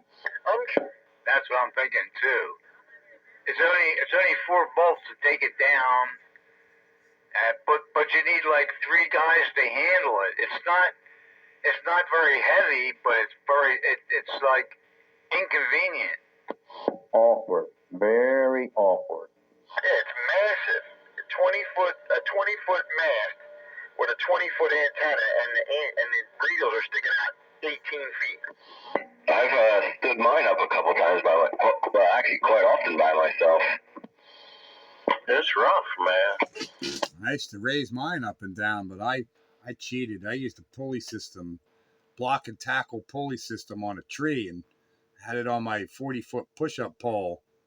And I had all this pulley arrangement to make it easier so I could do it myself. The mechanical advantage by doing all these different pulley, block, and tackle arrangements, and I'd lower it down and raise it back up by myself. And as long as my base didn't kick out from the tree, I was golden. So I had to, and the hardest part was keeping the base attached to its pivot point at the bottom. At first, I had the mast I have now with my vertical on it. I would dig a little hole next to the supporting mast, and yeah, I would do a run up with it. As long as it stayed kind of stuck in the bottom, I could get it to stand up. And now I made a little tilt base for it that I have anchored down with weights. But my horizontal is the same way. I have a tilt base on that tower, and I walk it up by myself. Yeah, get you a boat winch or block and tackle arrangement, and you make it even easier. I have a boat winch on my beam and a center pole on top of the tower. The tower goes up to around the roof line, and then the pole extends up out of the tower using a boat wrench, a steel cable, and a pulley. And then after you get it where you want it, you lock it. So you got a man on the roof, you got a man on the ground. The man on the ground winds the boat winch. Up goes the antenna. And when it's time to bring it down, you release it, release the bolts, lower the antenna to roof level. You do what you have to do, and then you send it right back up there and lock it in. Let me ask this one question. Go ahead. Questions cost money. Yeah, I already spent the money. Okay, Night Train's already had one of these up. Now, do you remember tuning it? Yeah, I had one, and yes, that's the reason.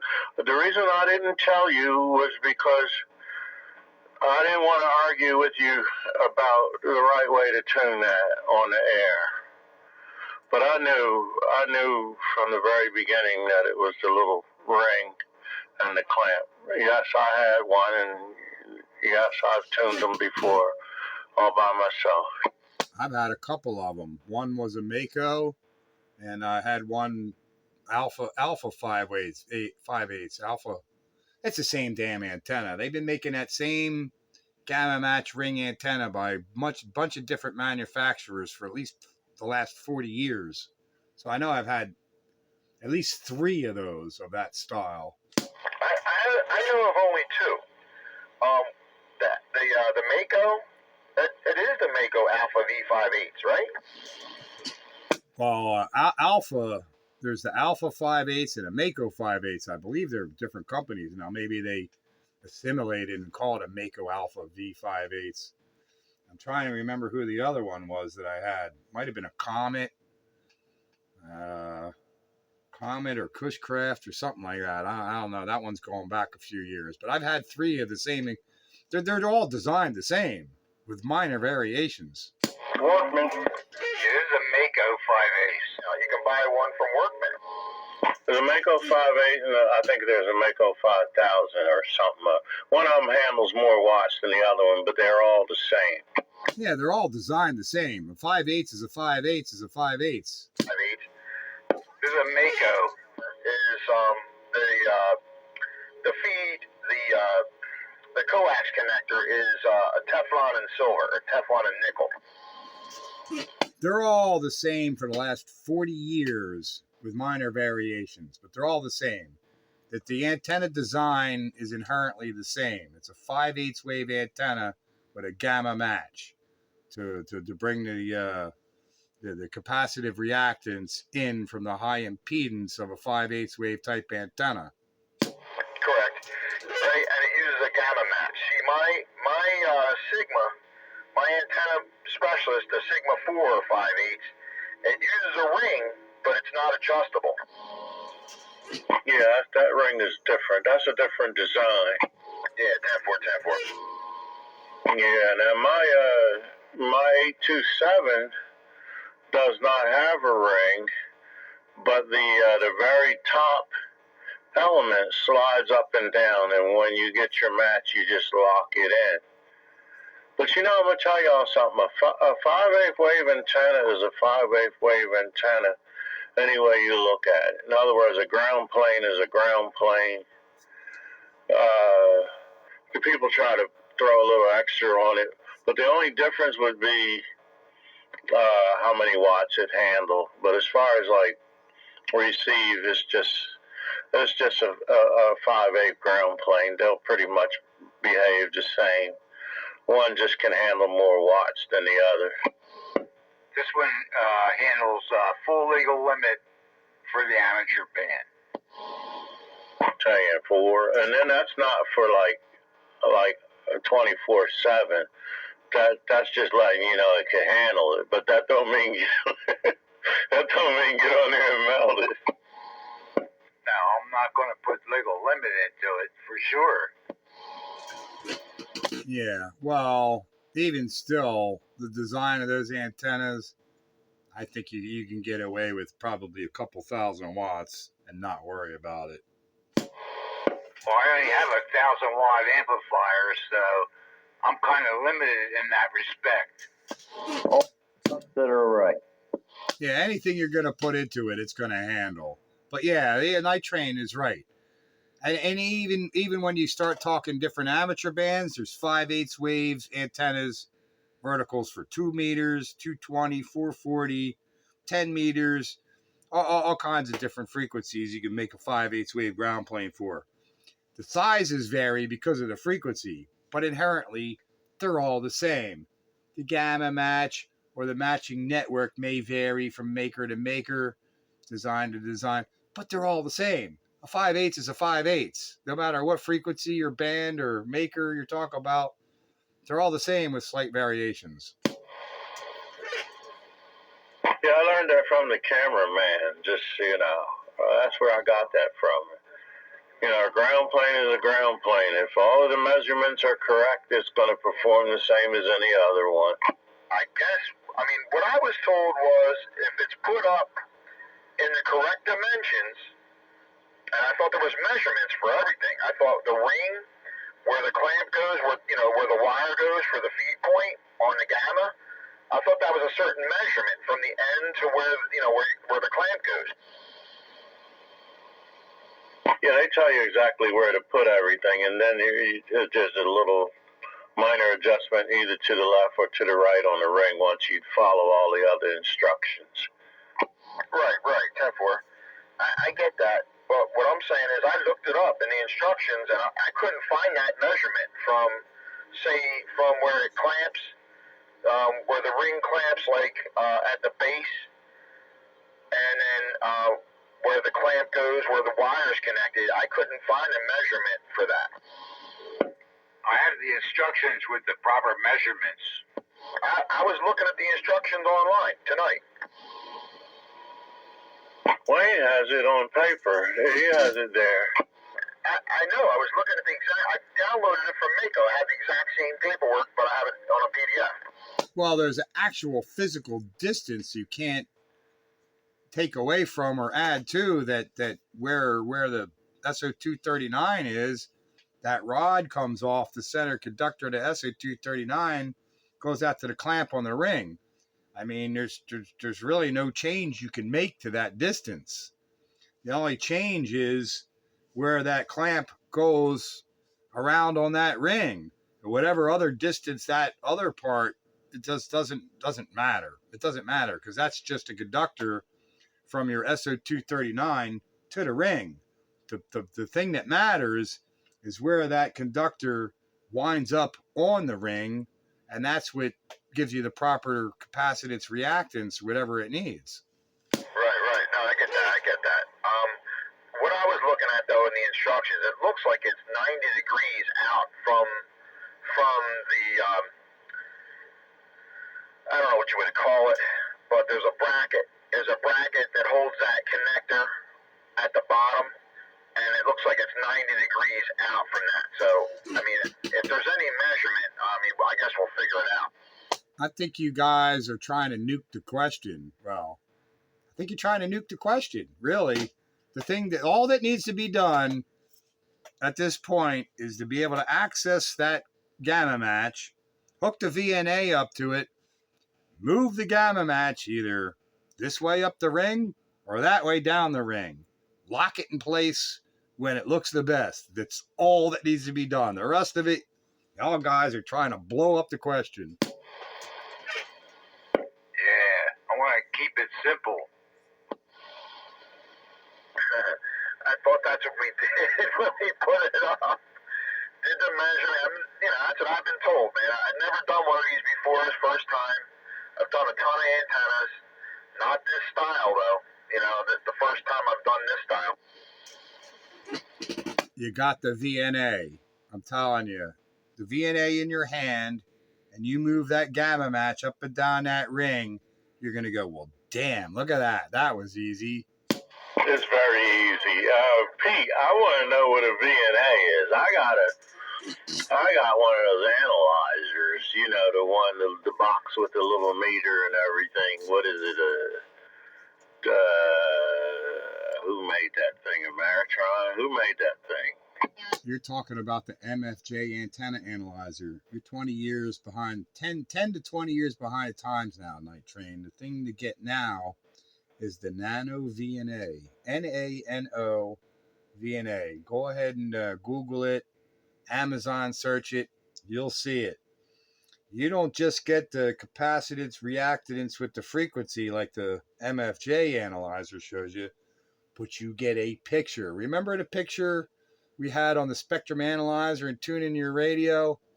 You get a picture like that of your resonant frequency of your antenna. And it does even more than that. But that's what it does at a minimum. It gives you a picture of any bandwidth frequency range that you want, from like, I think it's like 100 kilohertz to, I don't know, 2 gigahertz, and any range that you want. You can have that thing scaled from 27115 to 27125, or you can have that thing scaled the entire CB band. You can have that scaled from 26 to 28, 29 megahertz, wherever you want, whatever megahertz you want, however wide or however narrow you want. And it'll show you capacitance, reactance, SWR. It'll show you phase. It'll show you can troubleshoot your coax with it, with return loss, dB loss in your feed line. If you have a problem with your feed line, it'll tell you how many feet away the problem is in your feed line. Oh, it's a fantastic little tool. Oh, but wait, there's more. It's about $30. I have it here, and it works very well. I throw away your MFJ antenna analyzer. That's like way behind the times. Yeah, it shows you a graph. I've seen people using them. Yeah. Oh, yeah. As soon as I bought that VNA Night Train, I sold my MFJ. I sold it so freaking fast. Well, pretty fast. Once I was convinced the VNA was the tool, I sold the MFJ. And I used that VNA exclusively. Wayne came over here to help me tune my 160 meter, 80 meter, 40 meter ground mounted vertical. And it's kind of easy to tune on 40, a little twitchy on 80, and it's very twitchy to tune on 160 meters.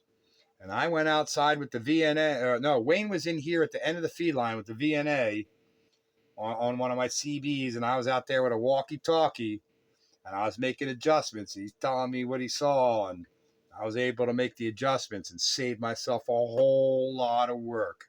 It was like easy as breezy. Now, is it hard to read that little graph? No, the thing's so easy to read. That's the beauty of it. It's like the size of a phone. I'd like to be over there when you guys do that, if it's possible. So it's a pocket-sized little gadget with a view screen on it. It shows your graph of your SWR. It's beautiful. It's like a 5-inch screen. It's like a cigarette pack, except it's not as thick. Damn, four. Maybe slightly bigger than a cigarette pack, but pretty close. Yeah, Night Train, we'll get you in there. We'll get you in there on that. You're one of the extras that wants to be there, so, see what's going on. You know where Wayne lives, right? Pop in and pay him a visit when you got time. Wayne's hanging around. He's retired. He's got my VNA right now. He'll show it to you. Me know where Wayne lives? I thought you did. Isn't that where his antenna came from? Was you? Who donated that antenna? I did. Well, then you know where he lives, right? Yeah. Well, go visit him. He's got my VNA right now. I'm sure he'd give you a demo. You're welcome anytime. Damn, four. Hey, you only paid $30 for that thing? It was less than 40. I know that. Certainly less than 40. A whole lot cheaper than $230, whatever I paid for that MFJ. I sold that thing for $150 and didn't look back. Yeah, Chris just bought one. I think he paid like $400 for it. For a VNA? No, for the MFJ, the 829D or something. Oh, I don't know. Mine was a 259. I don't know. I think a 259D or something like that. I don't know. It was when I bought it though. It was over $200. The VNA was. I know it was less than $50, and I'm pretty certain it was less than 40. It's like $35 or something. Free shipping from Amazon. Does way more. Yeah, 1014. Fire was talking about one. They got a new version. The guy's got a breaker, so you know, Pete. They go for like $50 or whatever, but the newer version I think is like 80 or 90. And I'm not even sure, but it does a bunch of other stuff. Well, if there's a breaker in there, come on. But I don't see anything more that it could do that I would need than the one that that I already have, because it really already does a freaking lot. Come on, Breaker. Yeah, it's Guy right there. Yeah, I use the VNA too. I put my antenna up pretty much by myself. I just had my son safety watching me so that I don't dangle in the bucket up there. Yeah, I had it up there. I did my tuning up there, then put the line on, hooked the thing back up. Was pretty much still there where I tuned the antenna down here at the desk. There's different models out there, and Pete is right. They start at $40, and you can go up, and as higher the price gets, as bigger your screen gets. The model I have is a VNA H4. I'm not sure. I haven't researched it lately, but at that point, that was the newest software update, and that was around $65. And it was from Amazon too. So if you guys have Amazon accounts or something, just go in and type in Nano VNA, and there's a ton of them popping up, and just pick one. Look what I picked the one with the bigger screen.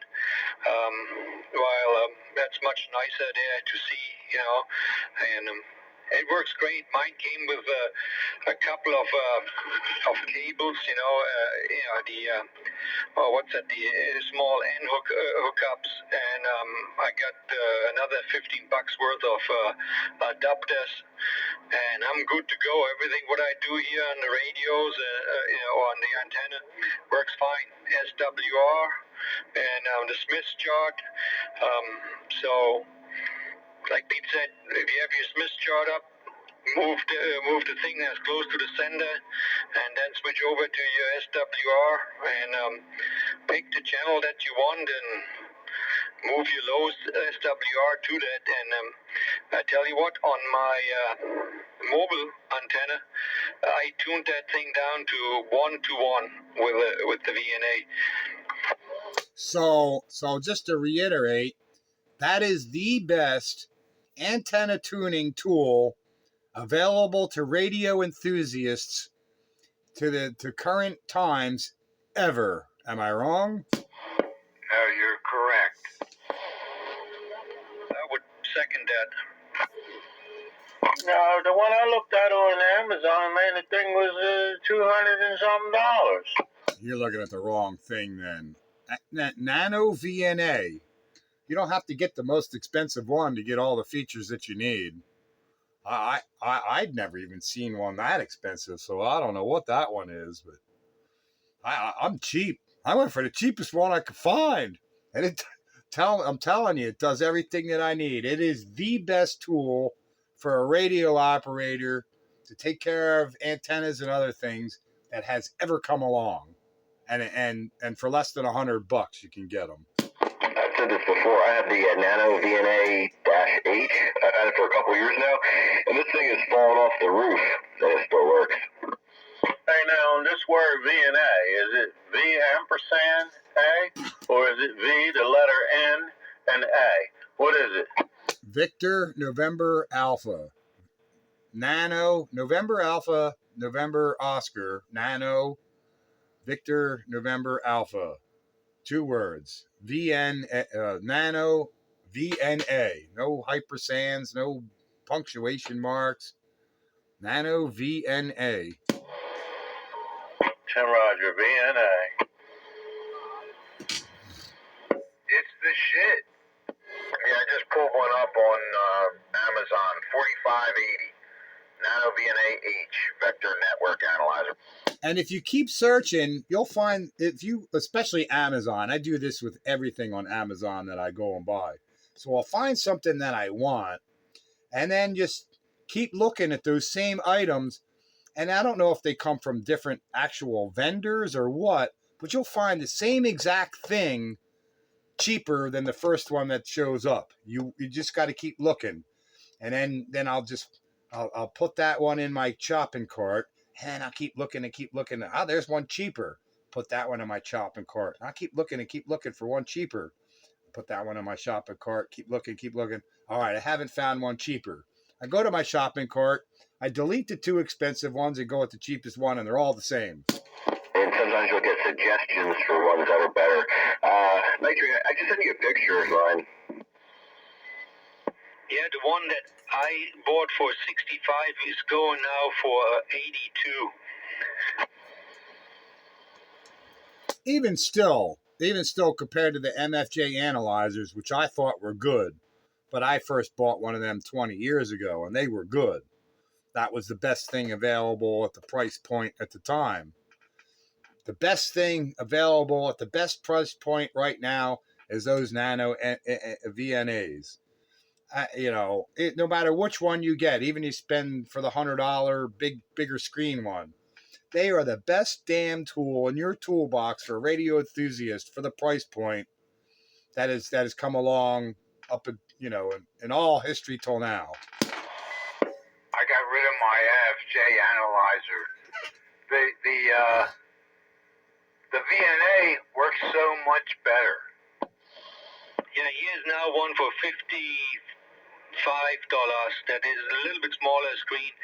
The one I have, the cheapest I saw was $79, but my God, and it has all kinds of little accessories to hook up,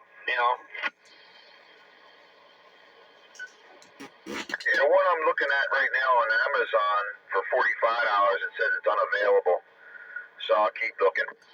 Yeah, I got mine. It's been at least 2 years ago now. I think I bought it about 2 years ago when they were first getting popular, and I first heard about it, and I checked it out, like, oh, I got to have it. And I did that whole search thing, and I know I got it for under $40. And then I already had it takes SMA connectors to go into it, and I already had SMA to SO239 adapters, so I didn't have to buy any adapters. So the ones that come with those adapters and all, okay, so that adds a few more bucks to it. It's worth it. It's worth it if you don't already have the adapters, and I already did. So that's how I was able to get away with the damn cheapest one I could find.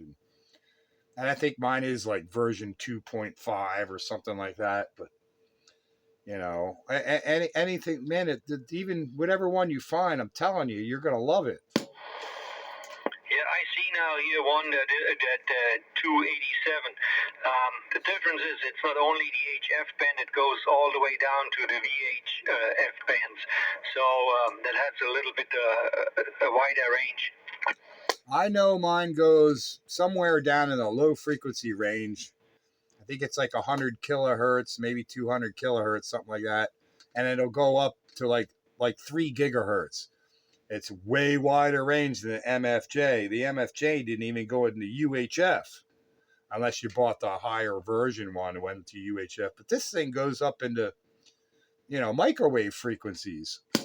Mine says 50K to 300 megahertz, and then 300 M to 900 megahertz, and 0.9 G to 1.5 gigahertz. $34.13 on eBay. Well, get it wherever you want to get it, but you're gonna want one. Once you have one, you're gonna you'll be like, how did I ever live without it? 10-4. Maybe I could have done a better job trying to tune my PDL too. The vertical has so much trouble. Yeah, well, that little VNA will help. I'm telling you, because you can bring up. It has different trace markers that you can bring on or turn off, and I always turn on the trace markers for SWR and the Smith chart, show capacitance, reactance, and that's the only two traces that I use. You can bring on other ones that show you other stuff, but with those two, man, you could see it. You could see what it is you're doing. It just makes life so much easier. There's no guesswork. And do yourself a favor, just go on YouTube and watch a bunch of videos on it. There's a lot of good tutorials. The DNA is the shit, let me tell you. Hey, Night Train, which model is that? Hold on.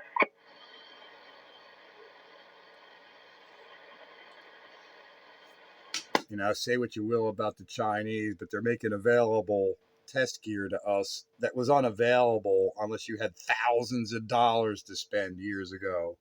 And they're making the stuff all available that fits in your pocket. It's the one that goes from 50 kilohertz to 900 megahertz. 3413 on eBay. It's the first one that pops up, man, when you do the search on eBay. Okay, on eBay. All right, the $34 one. For your purposes, Night Train, you're not going to need any wider range than that. That is correct. And I bet you the range on this one is wider too. It's just what they have listed at. Yeah, when I look here, they're all USB chargeable, and if you find the right software for your laptop or your computer, you can hook that up, and that's for us when we get old and blind, and you can see it blows it up really nice. I saw some tutorials there on YouTube. It didn't work for me, but at the moment I'm not old enough that I need that. Okay, what's that? I'm getting old and blind. Boy, I'll tell you, he got away with words, don't he? Yeah, and you could see better now. You had your cataracts removed, so that's no longer an excuse, Wayne. Yeah, you're right. Yeah, that's why I say, Wayne, you can hook that thing up to your computer, and you can blow it up as big as your screen is. Does it take an SO239? No, it has SMA connectors. The thing has two ports, and they're SMA connectors. So you need an adapter SMA to SO239, and they're not that expensive. They usually, when you buy a thing on Amazon, they'll say, "Oh, most people bought this along with this," and they'll show them to you. But so unless you already got SMA to something connectors, you're going to need that. I had SMA to BNC and SMA to SO239 connectors already, so I didn't need to buy them. But there's nothing like a perfectly tuned antenna. Any way you look at it, even if it was just a copper wire, if that rascal's perfectly tuned, guess what? She's going to perform. And they work great. Here's one for you since you brought that up, Night Train. I once built an antenna, high gain antenna for 1.2 gigahertz out of a Pringles can. That's correct, a Pringles can. So I was on 1296, and I built a little piece of copper rod, quarter wave on 1296. Ain't but like 3/8 of an inch long or something like that. And I mounted it on a BNC panel mount connector. Connected the panel mount connector to the Pringles can. Drilled the hole through the Pringles can, so the quarter wave is inside the Pringles can, a half a wavelength from the back of the Pringles can, and now I had a waveguide antenna for 1296 out of a Pringles can. Roger. Well, I don't know. I guess that beats my dust mop handle. You know, I had a metal dust mop handle when I first started out, man. I hooked up a wire to that, and I guess I grounded the other side.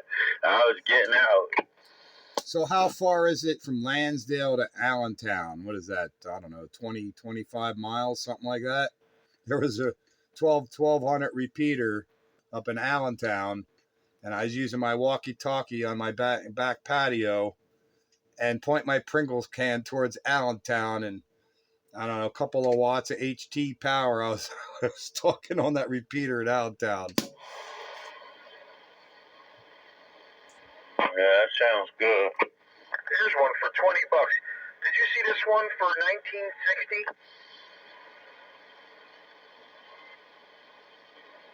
I'll catch you guys later. I'm going 10-7. See ya. Good night, all. Have a good time. Bye. News. Have a good one. Holy cow, it's that time. It's getting late. Having fun on Classic Radio Roundup. Talking radio technical topics. All recorded on the video gate for viewing pleasure tomorrow sometime on 1968. No, it's 441 BSA 1968 channel. Classic Radio Roundup. Hey, y'all, thanks for the fun. I'm going to get out of here myself. I got to work tomorrow and all that jazz, but I'll upload the gate for your viewing pleasure sometime tomorrow. But yeah, the VNA seems to be the topic of the last while for tuning your antenna and gamma matches and general having fun and fooling around, troubleshooting, playing radio. So again, 7-3 all, good night, and thanks for being there. Wouldn't be a Classic Radio Roundup without the participants of Classic Radio Roundup. Spitfire 441 running this antique flea market junk. See ya. Yeah. It's, the VNA is the shit. Thanks, Pete. Catch you later. Talk to you guys later. Have a good one. I'll be sitting back for a little bit. Yeah, when JR hangs up the mic, it's usually time for me to 10 after 10. You guys have a good night. 10 Roger, 10-4. See you guys. All right, everybody have a good night. All you guys are party poopers, man. It's only 10:15 and you guys are going to bed. I'm still in here. I was sticking around for a bit. Yeah, me too. The after party. I'm no party pooper. Come on now. Classic Radio Roundup After Hours. It's the Roundup after party.